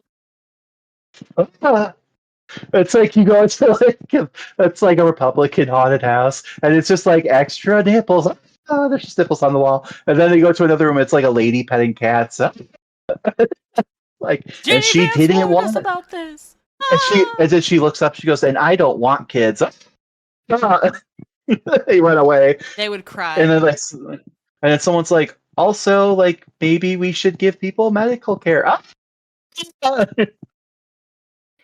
Anyway, so the last one we'll talk about is like behavioral and social science. I find these ones are honestly the most heartbreaking. So at the most practical and mundane level, communities identify potential witches through their observed behavior and accumulated social relationship patterns.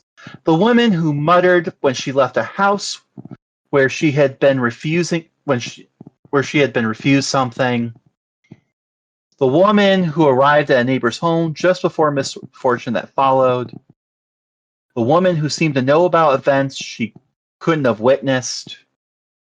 The woman who avoided church, who declined communion, who flinched at the gospel reading, or could not recite the Lord's Prayer without stumbling. All these were read as significant. And I just want to take a moment to break that down, right? Think about any grandma who might have dementia. Mm-hmm. All of these things. Or literally, God forbid, a lisp. a lisp, right? A stutter. We've got a stutter, right? Maybe she had epilepsy. Unfortunately, she got hit so hard. This is terrible, but got hit so hard there was brain damage. Happens a lot in this time period, right? Maybe she was exposed to something toxic, lead, whatever, right? There's a lot of these different work that you're exposed to chemicals and crap. Like maybe she had fever when she was a kid, or just the idea that she goes to some, I don't know, the store, the guy treats her like shit, and because she's in a society where she's never allowed to express herself, she walks out the store, thinks she's alone, she's like, that fucking asshole. That's enough. You're a witch. Because someone saw you when you thought no one could see you. And then if you say, I didn't think anyone could see me, that made it worse somehow. Because you need to be perfect. And if you're too perfect, that's bad too. Yeah. Perfect for who? So, the woman who so all of these were read as significant, right? The social memory of a village was the primary database for witch identification. Decades of quote-unquote stored observations, resentments, anomalies, half-remembered incidents could be reassembled into an accusatory pattern when the circumstances required, especially if they no longer had the protection of a husband. Mm-hmm. This is why accusations so often came in clusters. One accusation activated a community's capacity to remember and reinterpret, and the reinterpretations compounded quickly and catastrophically. Because of course, if someone accused so and so, then I'm going to remember that other chick who did that, and then maybe one of those chicks is like, and I saw this person do it. If you're going to accuse me, you might as well accuse them, and then it spirals. Just an avalanche of horror. Uh-huh. What makes the German witchcraft belief system genuinely coherent as opposed to simply a collection of fears is that it included a robust and detailed set of practices for protection, detection, and reversal. Believing in witchcraft didn't mean feeling helpless. It meant having a framework for action, and that framework was elaborate. Protective thresholds. The thresholds of the house was the primary site for magical protection, which makes sense given the spatial cosmology involved. The house was the safe interior, the outside was the dangerous spirit world, and the threshold was the membrane between them. Iron horseshoes nailed above doorways were among the most widespread German protective practices, appearing in folk records across the 16th and 17th centuries. Iron's power against supernatural forces is genuinely ancient. It appears in Germanic contexts as well before the early modern period, and horseshoes combined iron's protective property with the symbolic good luck of the horse and the enclosed shape that trapped harmful forces. Mountain ash was another threshold material. Branches hung over doorways or dairy entries, specifically to prevent milk theft magic. Salt scattered across threshold prevented a witch from crossing it. These weren't... Thank you, Hocus Pocus. Because, Yep. so some of these things are still in the cultural memory today. Yes, and if really you're like, is. where did that ever come from? Here you go. Salt is purifying. Correct. And that's all. People have used salt. It hurts, but people have used salt on wounds and things like that. It's used to cure meat, which what does that mean? It keeps it from making you sick. Indeed. Right? It keeps the bad spirits out because they didn't have germ theory. And even before that, it's like, they understood it for a while. It's like there's microscopic demons that you can't see because they're so small. So it's like weird. They kind of got it, but not really. So it was kind they of knew like that salt kept it away. Yep. But that's where you get the whole idea of like salt kept the demons away because it literally kept your food from making you sick. Yep. And also, depending on certain areas, you need salt to stay healthy. So there you go. Now, these weren't understood as superstitions in the pejorative sense. They were practical spiritual technology, as sensible as locking a door. The next one, the witch bottle. Hexenkrug or witch bottles, glass or ceramic vessels filled with specific substances and buried at the threshold or hearth, were a counter-magical practice with deep roots that appears in German material of this period, with its rich archaeological record in England. The contents were characteristically unsettling. Iron nails, pins, bent metal, human hair and nail clippings, urine of the afflicted person. This is something that still happens today. These are still created today. Well, also, it's something that, remember when we were talking about, like, people find weird shit in their houses and they go, oh my God, what is this? It must be witchcraft. Mm-hmm. Like, this actually came up, but I was watching the show and, like, people were freaking out. They were like, oh my God, like, this was, like, modern. I'm talking about, like, the 20th century, right? Mm-hmm. 21st century. And they found it in their, like, old ass house in, like, England or whatever. And it's like, it turned out, it's like, yes, it's witchcraft, but not what you think. It's like anti-witchcraft. And it's like, yep. So it's gross and it's weird. And you're right, it did have something to do with witches. But like that was like when we were saying earlier, like people finding stuff in their houses and freaking out. Yep. Because they didn't remember what it was for. Indeed. Here you go. Great example of that. The logic was deflective and retributive. The witch who had sent harmful magic towards your household would be drawn back towards the buried bottle, her own magic turned against her by the sympathetic connection through the urine and hair. The iron pins would pierce her, the bent metal would confuse and trap her power. These objects have been found archaeologically beneath hearths and thresholds of period houses, confirming that the practice was not just described in texts. People actually made them and buried them, trusted them.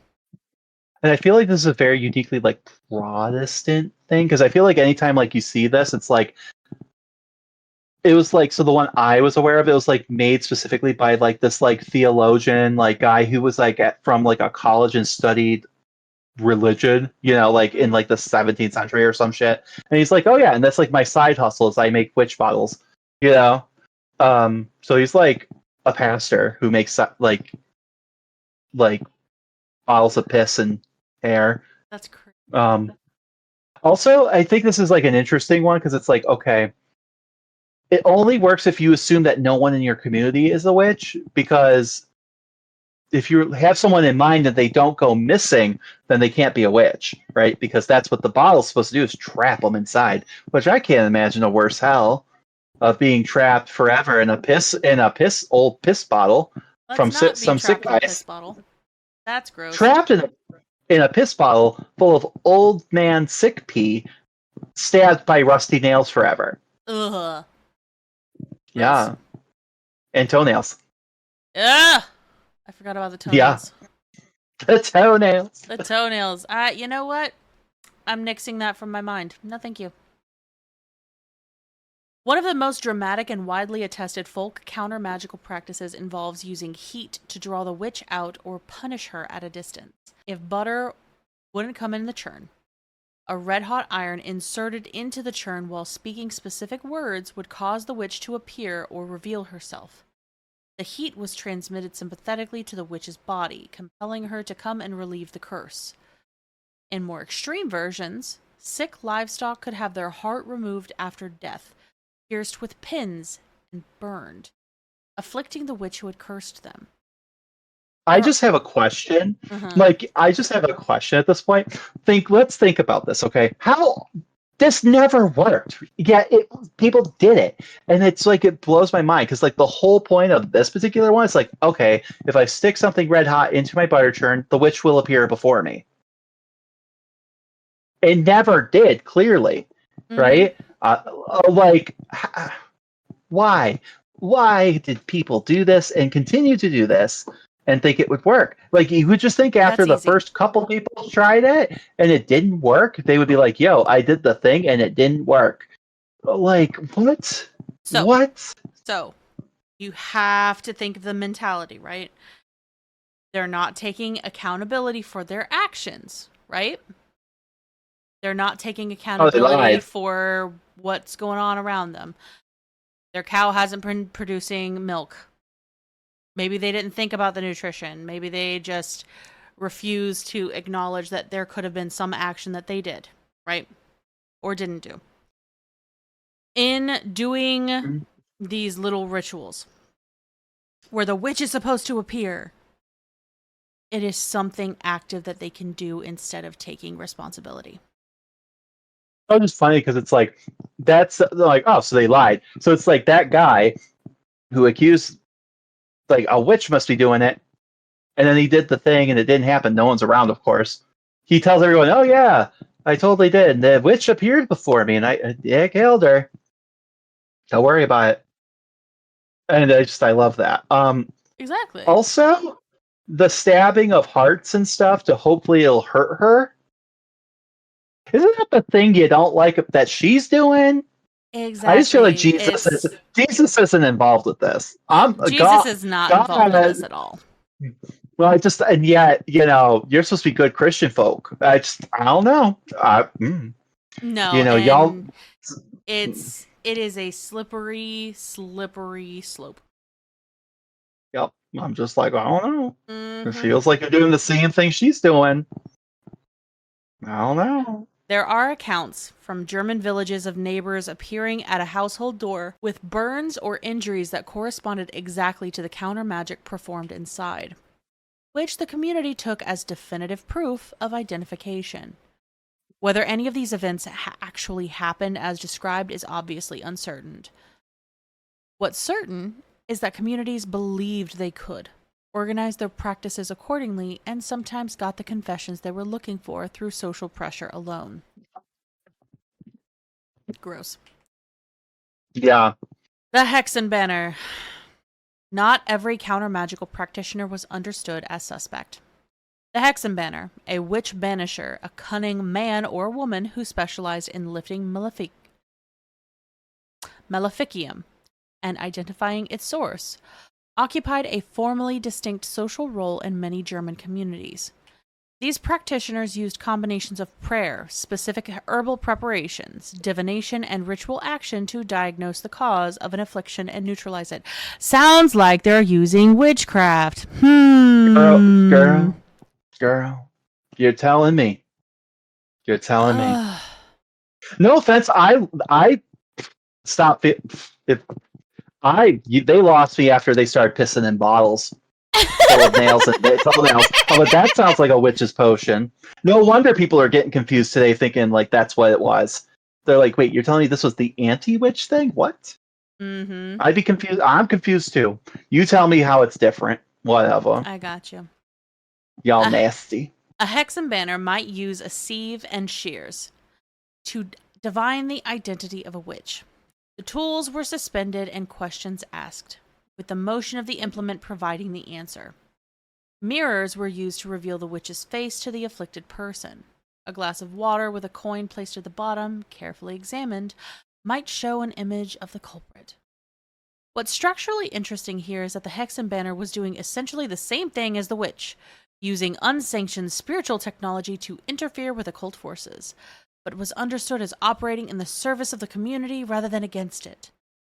The line was always precarious, and Hexen Banner were sometimes themselves accused, their protective functions suddenly read as its opposite.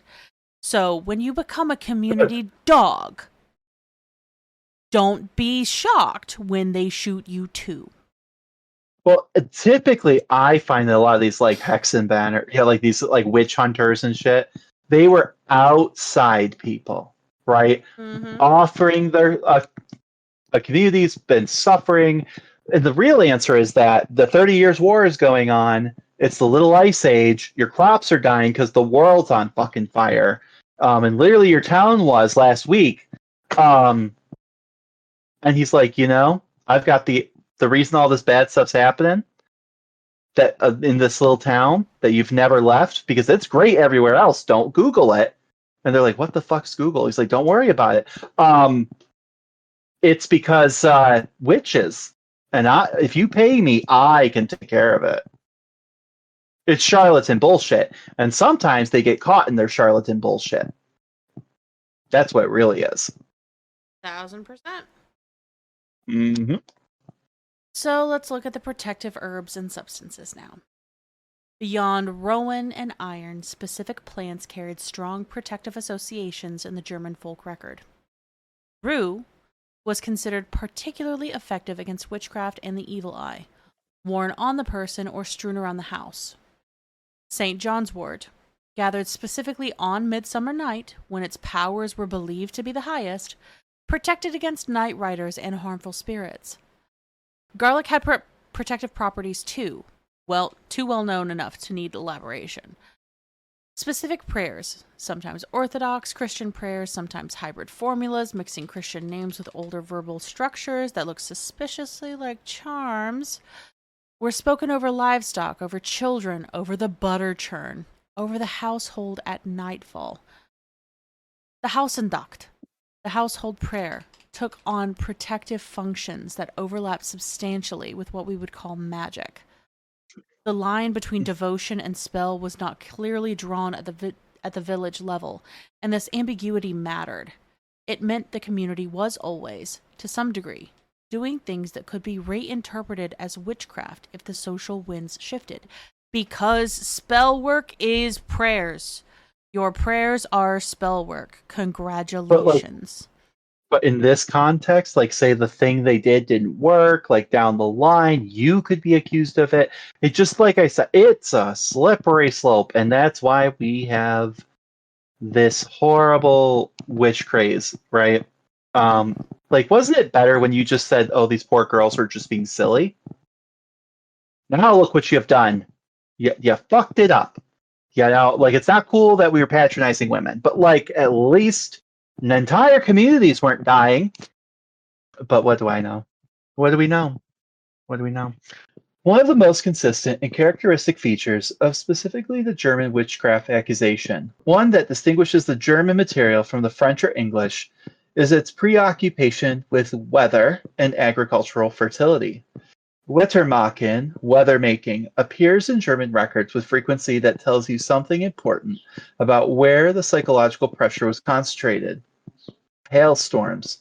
That's the specific thing more than anything else. Not lightning or drought or floods, hailstorms.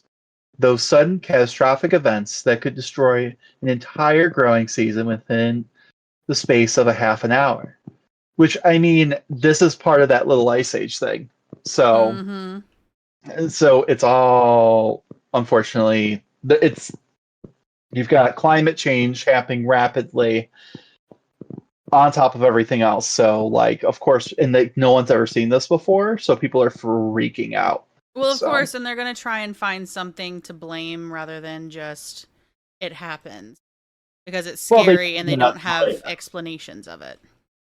Right, and like, I mean, that's probably more than anything the tragic thing. Like today, like we're like, okay, we know why it's happening. What sucks is we know why, and sometimes really can't do anything about it. But like, at least we know why. They go like, "Oh, what is happening?" So they're like, "It's a witch killer." Exactly. So, So, I mean, with that being said, you know, the agrarian household economy of the early modern Germany, a hailstorm wasn't just bad luck. It meant no grain. No grain means no bread, no fodder, no compromised livestock, potentially no rent, which they're peasants tied to their land. Yeah. Like, it's not they'll get evicted situation. It is significantly more severe than that. At best, they take everything you did grow and you die because you starve. That's the best case scenario. I hate that that's the best case scenario, though. This is great. We're just gonna die of starvation, guys, because we can't make rent. Fuck. But this is where they're gonna come together, right? And it's happening to too many people, So on the one hand, like enforcement can't really. What are you going to do? Kill the entire community? But the community's terrified that they'll hurt someone, right? Might as well blame that bitch neighbor. Exactly. Yeah. So potentially, this is all going to lead to the unraveling of the household's entire material position. A single hailstorm was a genuine catastrophe, and catastrophes, of course, need causes. In a world without meteorology, the cause had to be found somewhere in the social world. Somebody had to have done it. This logic goes back further than the 16th century. Germanic sources are consistent about the belief in weather workers, as we talked about in our Seder episode. People with the power to raise hailstorms and to protect against them. Some of these earliest attestations of weather working in the German-speaking world are actually positive. Communities had practitioners who were employed specifically to drive off hailstorms, or maybe even like warn of those things. So, which to me is more plausible, because we talked about that in the Seder episode. You're just maybe you're more attuned to like your senses when storms are about to happen, or you were trained to read those signs a little better, like ancient meteorology, essentially.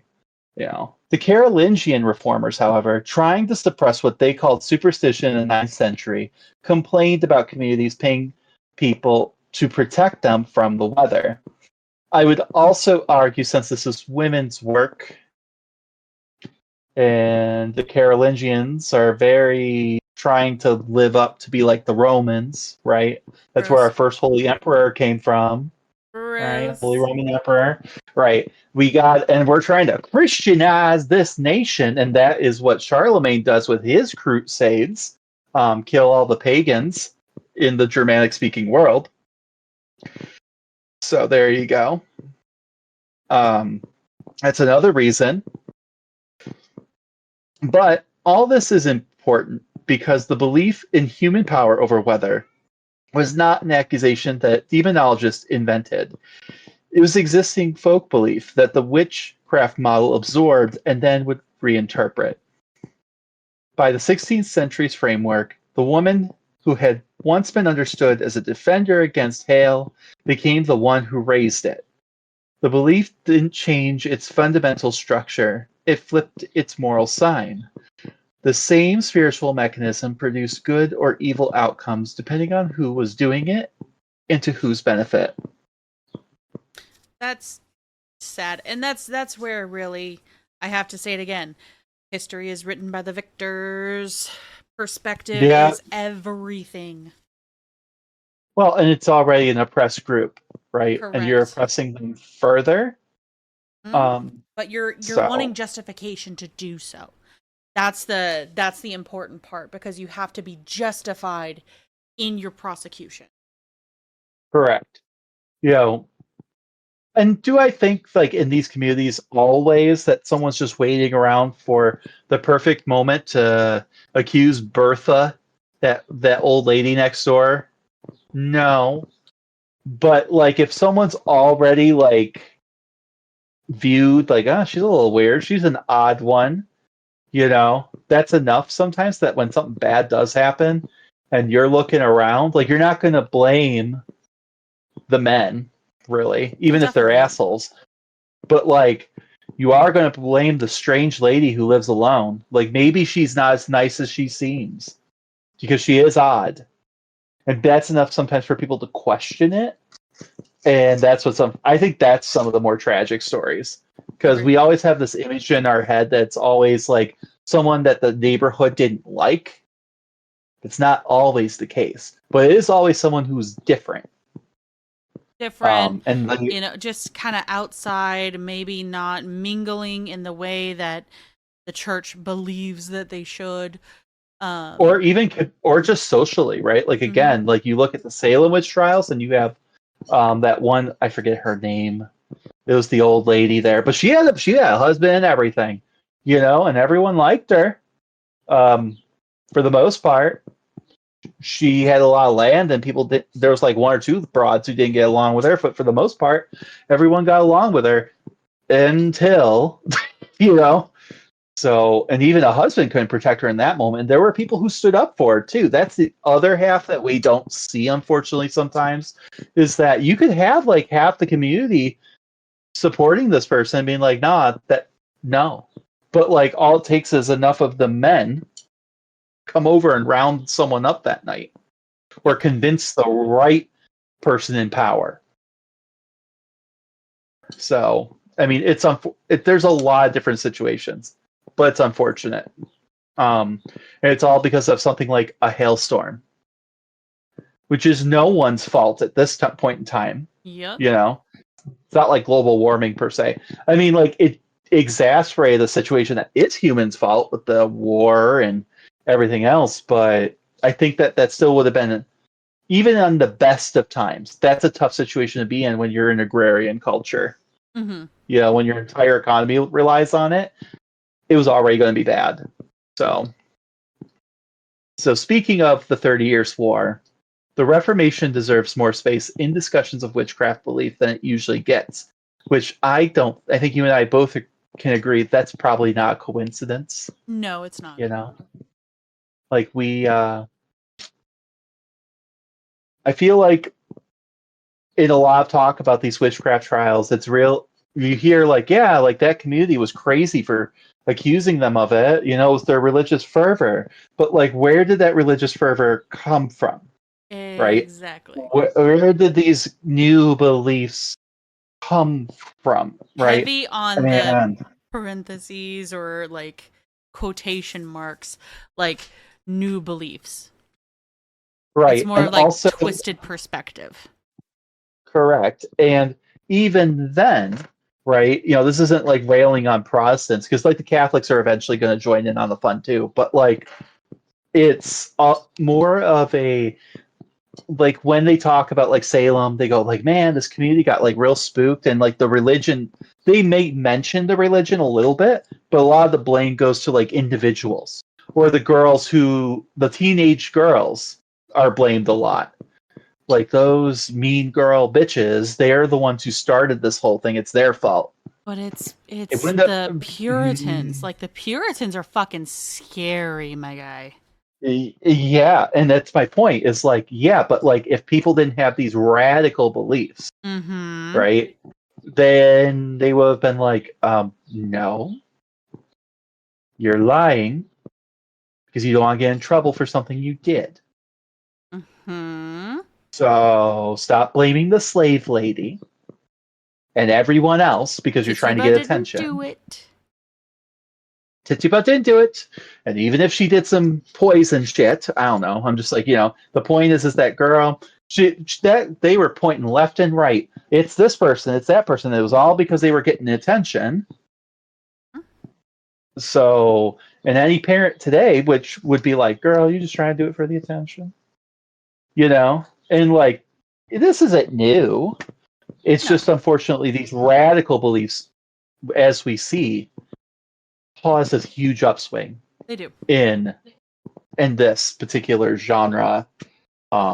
So Genre with that of being fanaticism. This particular Exactly. genre of fanaticism. I need that sentence tattooed on me.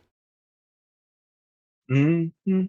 So you might think that Luther and his cohort's emphasis on scripture alone, on the rejection of meditating rituals, on critique of superstition, would produce skepticism about witchcraft. And there are moments when that happens, right? But the dominant effect is, of course, almost the opposite. Because, of course, it is. Pre-Reformation Catholicism had, whatever its theological problems, offered a rich array of protective rituals like blessed salt, holy water, prayers to saints, the ringing of church bells to drive off storms, the processional like blessings of fields, right? The like these Agnus Dei medallions carried by travelers. And these were understood at the folk level and to some extent the clerical level, as effective spiritual tools, ways of managing a boundary between the sacred and the dangerous. They occupied exactly the same function and space as older Germanic protective magic, which is largely why they had succeeded in displacing it, right? And now you just took all that away. Mm-hmm. The reformers strip all of it. And now these people are like, well, what are we going to do to protect ourselves from these crazy bitches who are trying to kill us? Well, we have to kill them. We just got to blanket kill people. It's the only way. Rather than believe in their own silly kind of rituals.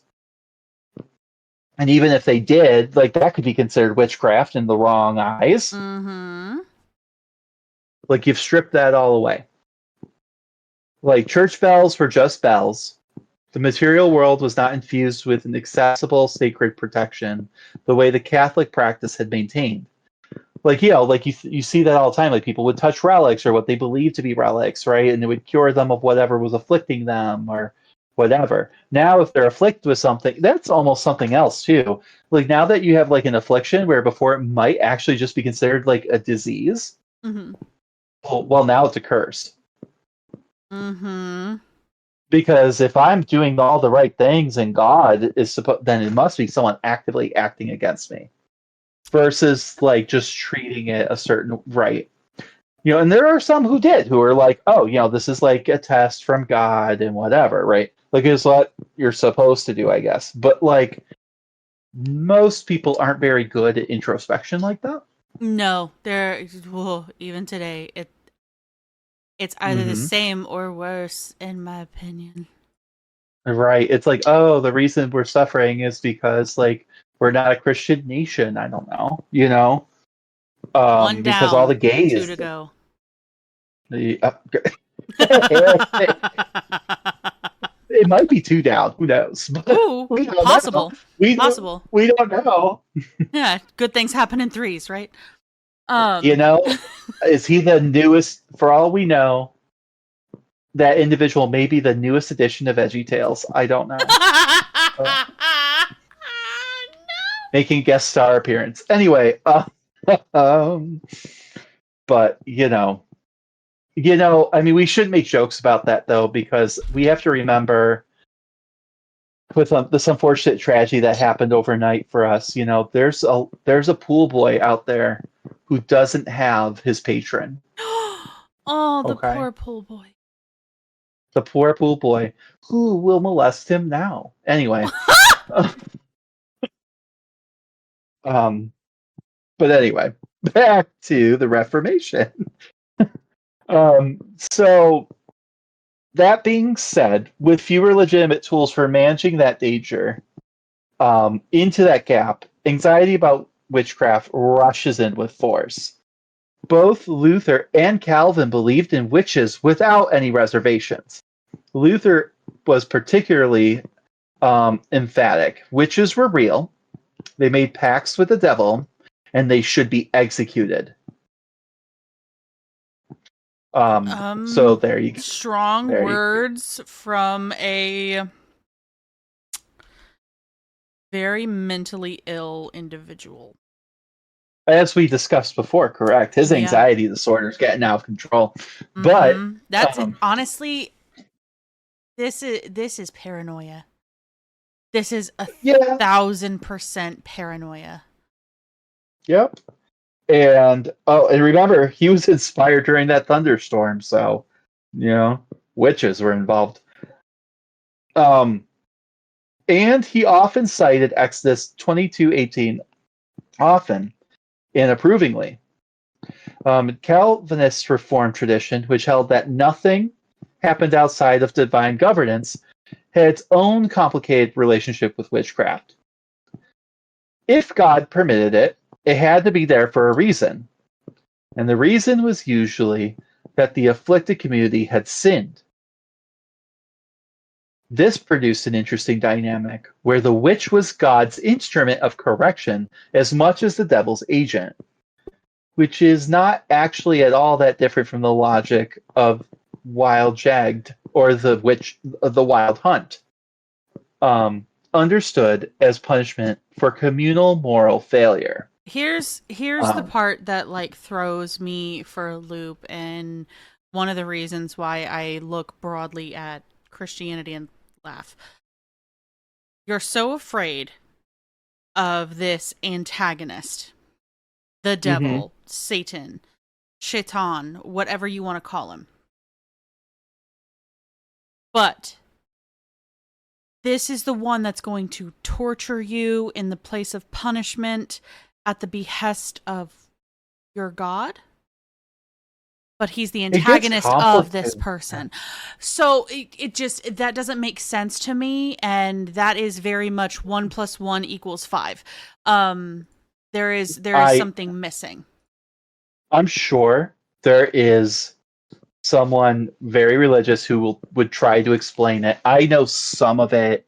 The argument is that in this Calvinist case, like that, like, oh, well, the devil just thinks he's independent, working independently, but God's just allowing him to do that because he sees all, knows all, therefore it's a test, and he is working through the devil even though the devil doesn't know it.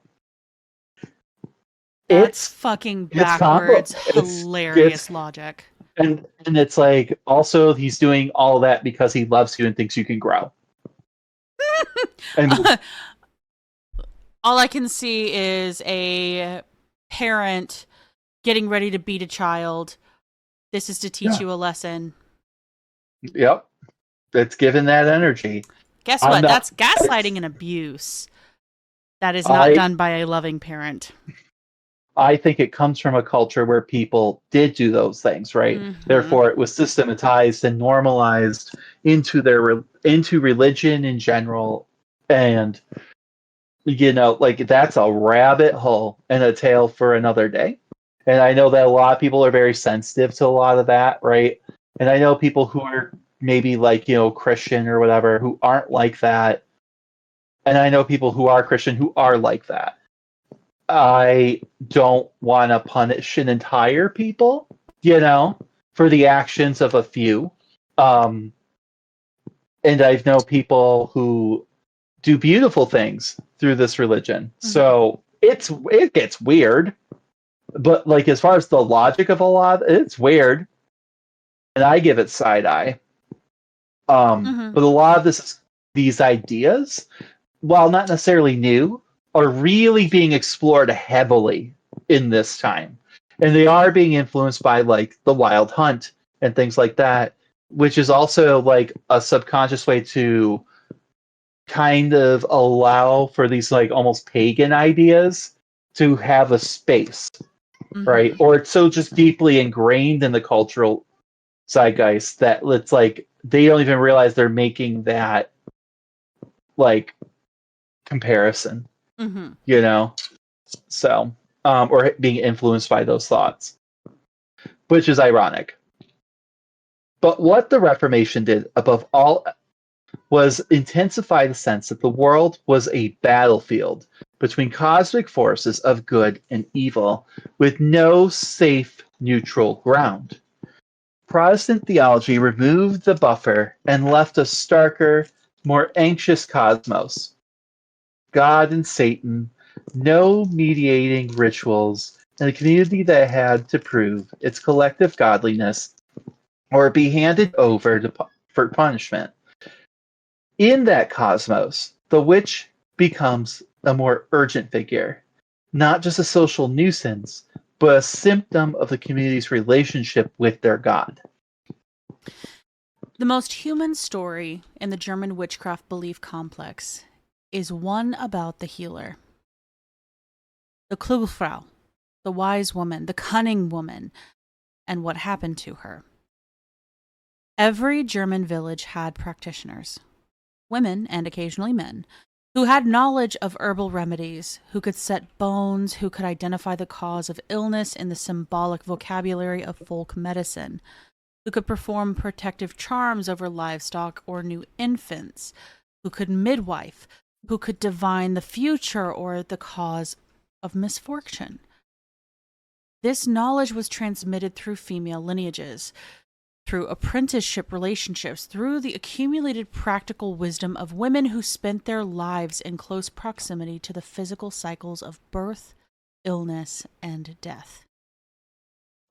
What changed in the 15th and 16th centuries was the demonological model. Once the theological consensus shifted to hold that unauthorized spiritual transactions and all folk healing involved some version of a spiritual transaction were potentially diabolical by nature, the healer's position became very exposed. Which I do want to interject here. For the folk practitioners, they were exposed. Those that were, I want to say this with heavy quotations, learned and learning medicine through like the colleges, which we all know in this time period, there was some knowledge, but a lot of it was just hack, saw, and see. Yeah. Because it was the four humors. It had to do with a lot of pee. It was very, very... It was a lot of quackery. And I mean, the thing is that they were trying to understand the world, like really trying to like study it. And it's like, okay, we can admire that. The problem was it was done in this very haughty, uphanded, like, way, right? Patronizing way, where it's like, oh, well, if that idea came specifically from these groups, then it must be worth nothing because of these Reformation beliefs. It can't, like, any idea that doesn't come from, in this particular thing, like European Protestant God, right, or Catholic God, depending on what side of the fence you're on with that. And it's not worth anything because that must be the work of the devil, because those are heretics. Exactly. So it really like targets a specific demographic, though. And notice who it heightens. It heightens and raises a specific demographic as well.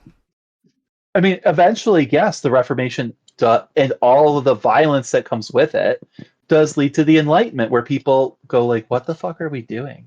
Like, they do take the best parts of the Reformation and kind of run with it, the idea of learning and all of that. And like observing, and sometimes they come up with wackadoodle stuff, but it's usually with good intention. Yeah, it's with good intention, but the fact that they had to purchase bodies from grave robbers. Oh yeah, it's definitely it's at the expense, because then it's like, it's still patronizing, because it's like, well, I'm not religious or superstitious, and these peasants, it's just a dead body. Let me play with it. Exactly. It's like you're being wimps, but then at the same time, no one's playing with their dead body. That's different. Exactly. And that's where there's a difference, because this one is seeing everything from a very material plane. Yes, we're trying to figure it out. Yes, there may be some kind of a scientific approach, but it does edge on mad scientist behavior, because it's very wild west of this shit. And the other one has a respect for all phases of life, because they are learned in a different way. But because they were learned through apprenticeship in the villages, treating the people, having that very human connection, that was demonized. Correct. Yeah, I agree. So our healers, they had been doing something communities valued. She now potentially stood accused of doing something diabolical in a theological framework she may not have even fully understood. The grammar of the healing charm and the cursing charm were identical. And this is not just an outsider's observation. It's noted in the sources themselves. The same ritual technology applied differently could bless or harm. A woman who knew how to counter a disease also theoretically knew how to produce it. The community that had used her services for years held in its collective memory all the evidence it needed to reinterpret those services as maleficium if the relationship soured. And relationships did sour. The German sources show a consistent pattern. An accusation of witchcraft frequently follows a rupture in a social relationship in which one party had provided services or charity to another and had been refused or cheated. A classic scenario: a beggar woman, often older, often widowed, often on the social and economic margins, asks a more prosperous neighbor for milk, bread, or money. The neighbor refuses. Shortly afterward, the neighbor's cow goes dry or a child falls sick. The beggar woman that had been known as a healer, now the community remembers her healing in a different light. The service relationship had been the container that kept her power legible as beneficial. Once the container broke, the power could be reread. And my thought is simply this. If you're a Christian, I guess, you could also just, instead of taking this convoluted route that, oh, it must be her fault that everything bad's happening to me after I told her no, I'm not giving her any milk, the filthy bitch. God could just be punishing you for being a dick. Mm-hmm. Let's take the easier path. But that again would require what? Introspection and some sense of of self-accountability. humility. Exactly. And that, we know people don't do that. No, exactly. Like, it's the immigrants that are causing our system to fall apart, not the billionaires who made them. Like, it's like you poor people just aren't working hard enough for those houses. That's why I won't pass a bill that makes housing more affordable. Like, you just aren't trying. It's your fault. You could always get a better paying job. And then when something bad happens from the mistakes I made, it's Antifa's fault. Like, that's why the memorial, like, the reflecting pool looks like shit, don't you know? Like, not the fire, not the bad paint job, the blue that makes algae grow faster, not the hot summer, honestly, to just be completely honest. Not the, you know, fireworks that were launched that then landed all over the pool, and those chemicals also help algae growth. None of that. Oh no, definitely not. And it's not peeling because you took something that belongs on porous material and put it on something that's not very porous and not meant to be painted. No, that would be crazy. That is because someone snuck in when no one was looking, even though there's guards and fencing everywhere, and they're slashing my impervious paint with box cutters. That's the logical answer. So, it's the same. It's the same energy. It really is. So, getting back to it, let's come back to the witch's Sabbath, because it does deserve careful attention. The Sabbath, the nocturnal assembly, the flight, the feast, the sexual congress with demons, the inversion of Christian rites, is the set piece of early modern witchcraft belief, and it's worth asking what cultural and cosmological work it was doing. On one level, the Sabbath is a theological construct built by demonologists to systematize accusations and create a conspiracy narrative. It's Pizza Hut Gate. It's Pizzagate. Yeah. You don't get the full Sabbath picture from which literally that's what Pizzagate's inspired by is this. So Mm-hmm. it's not even new. It's like these people, it's not even new. God. It's still affecting us to this day. You don't get the full Sabbath picture from early folk belief. You get fragments, pieces, different images from different places that don't all cohere. The demonologists assembled those fragments and filled in the gaps. But the fragments came from somewhere real. The night flight tradition we've already discussed. The women who rode with Huldah, who traveled in spirit while their bodies slept, is genuine and very old. There's also older traditions about liminal assemblies, gatherings that happened at the boundaries of ordinary time and space. So, like some of the ones we've talked about in the old pagan past, right? Like the Eleusinian mysteries, the Dionysian ones.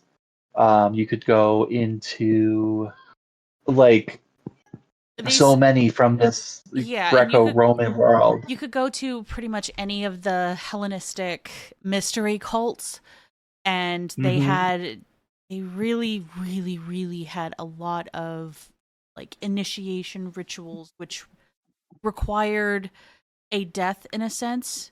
Think of it as a death of ignorance. Think of it as a rebirth in knowledge, instead of like a actual death. But you had a lot of these things going on, and you become the liminal space in that moment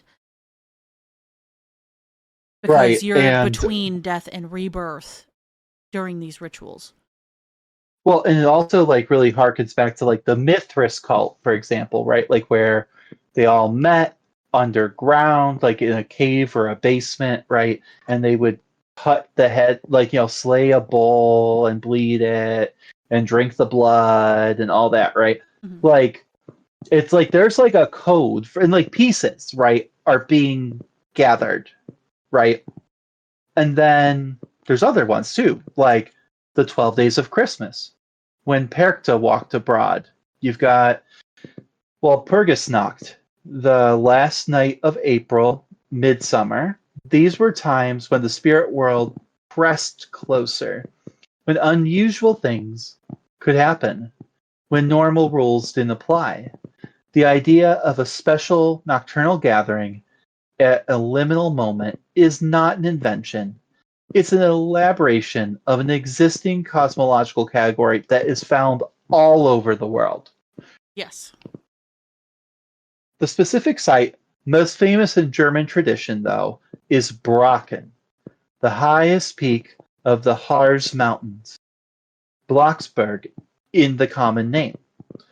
The Brocken is a real mountain with real meteorological peculiarities. There's frequent fog, sudden storms. The famous Brockengespenst. Oh God. Brockengespenst. Brockengespenst, or Brockenspector, where your shadow is projected onto the clouds in an enormous magnified halo. It is the kind of place where visible world does strange things, and its association with the supernatural gathering almost certainly predates its Christian era witchcraft association. The inversion structure of the Sabbath, everything done backwards, the devil's mass, the obscene kiss. Do you know what the obscene kiss is? Honestly, I've heard of it. I'm not quite sure what it is. Kissing Satan's asshole. Oh, oh, that's just gnarly. It's eating ass. Oh Yeah. boy. I mean, my best guess was going to be cunnilingus, but Nope. It's you kiss Satan's asshole. Oh, You, okay. it's which no hate. Like, Do your thing. Like, you see toss your it. salad, but like, okay. Yep. Not in this era. No, ma'am. Like anything but missionary. Like, you can't even give a blowy. No, girl. Look, you can't even put your dick in her pooper, let alone the other way around. No, ma'am. So there you go. Now you know what the obscene kiss is. Oh my god.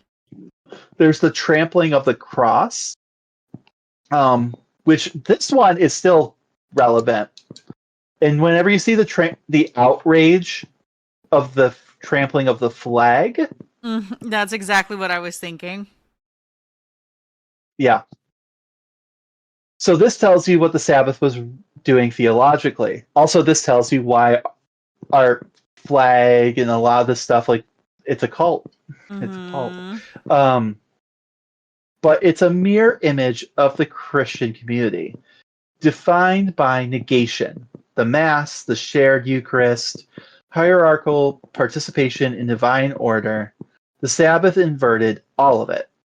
A communal feast, but of corruption and infanticide. Because yes, there's baby eating.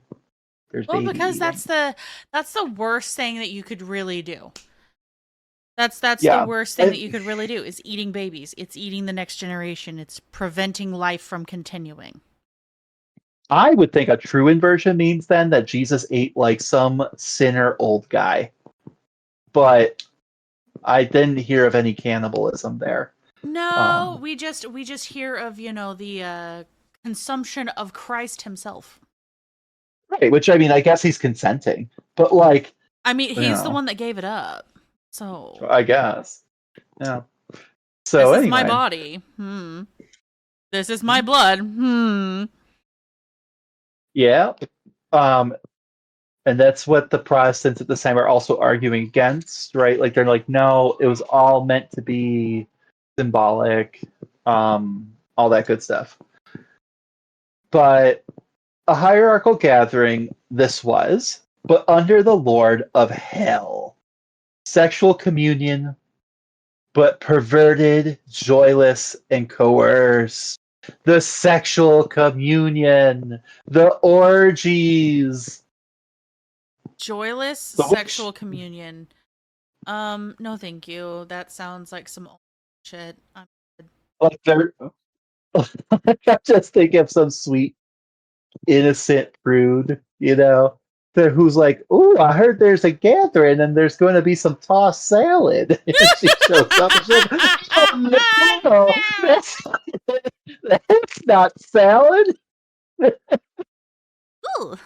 You are perverted and joyless, and I was coerced."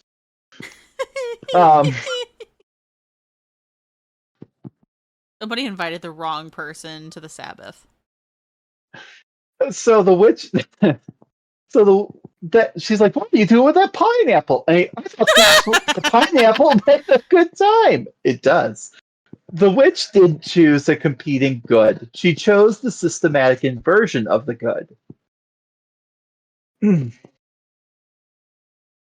Carlo Ginzburg's controversial but fascinating argument in Ecstasies, Deciphering the Witch's Sabbath holds that beneath the elite theological construct, there is a substrate of genuinely old shamanic material.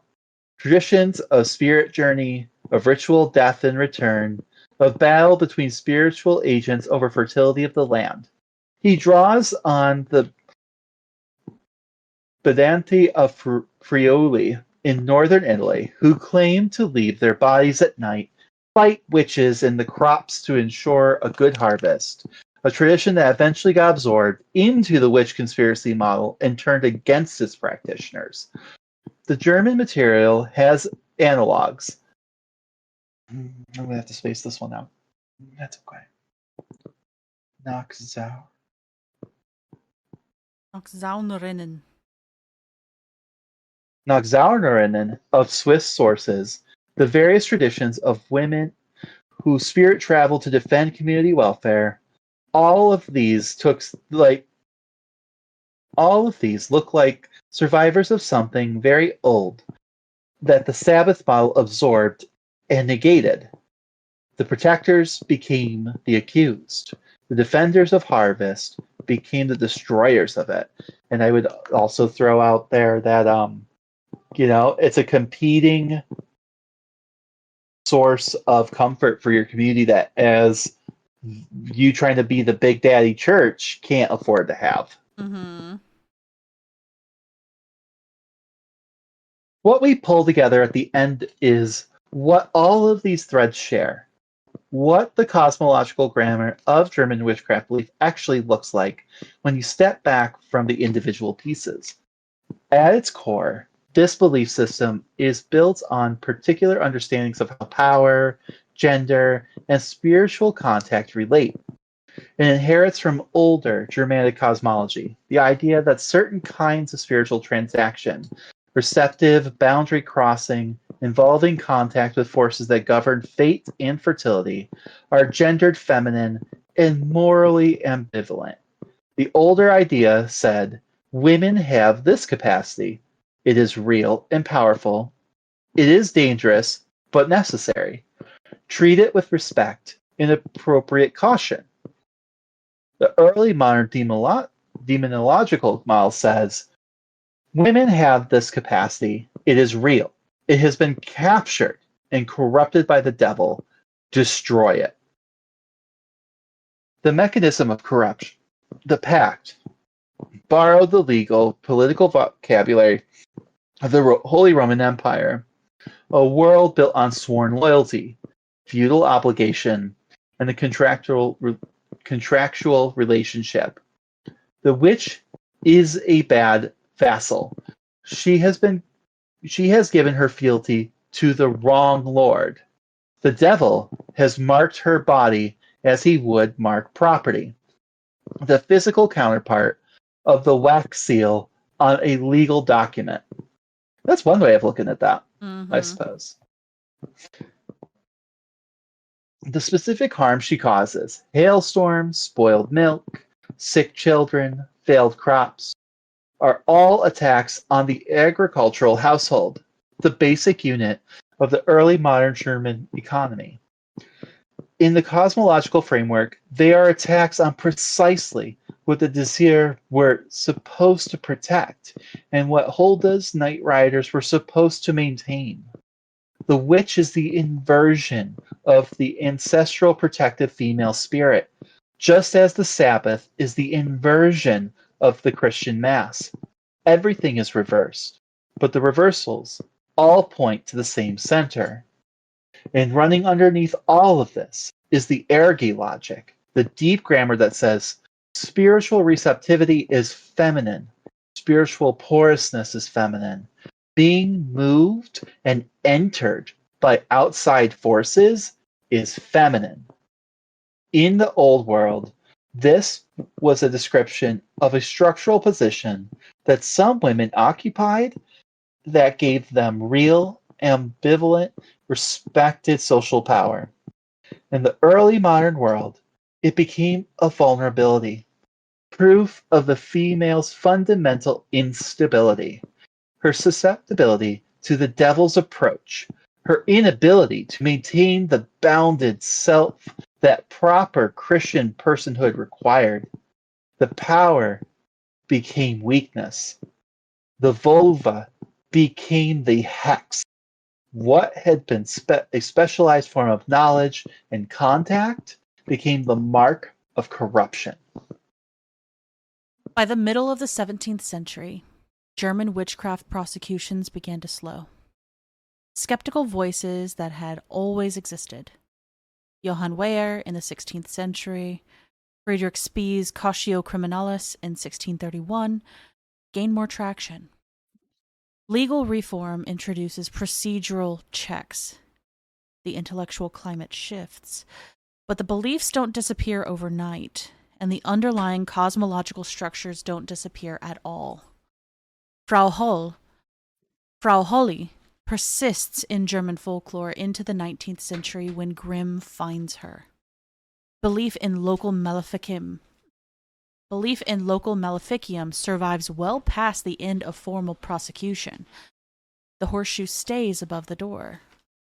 The rowan branch stays over the dairy entry. The butter is still watched. What disappears is the specific theological judicial machinery that turned belief into execution. The cosmology lingers, disaggregated back into local folklore, stripped of its most lethal systemization, carrying the memory of much older things. The night riders following their lady, the women who worked at the boundary between the household world and whatever lay outside it, the ambivalent knowledge that had always been woman's particular burden and particular power in the Germanic world. The smoke and the cold midnight rides are separated by 1,000 years. The belief underneath them is the same belief, seen through different lenses, and in the objects buried underneath German thresholds, in the patterns of folk suspicion and counter magic, in the specific plants whose names appear again and again from the penitential's floor. You can still read the shape of something that existed long before anyone called it witchcraft. If you like what you heard today, please give us a positive review on whatever platform you listen to this podcast on. It goes a long way for us to appease the algorithm gods and get this suggested to others just like you. The more we can connect with our fellow history nerds, the more we can build up a community and keep the show going. Also, we have a Patreon where you can hang out with us and get exclusive content, like videos where we might try to make some ancient recipes, talk about topics that couldn't fit into the main arcs of the podcast, and just generally being batshit and dumpster fires, all for the price of a latte per month. Research materials and books cost a lot of money, and it takes a lot of time to create this show, so anything that you provide would be a huge help. We can't wait to see you again next week, and as always, thanks for listening. Bye for now. Bye, guys.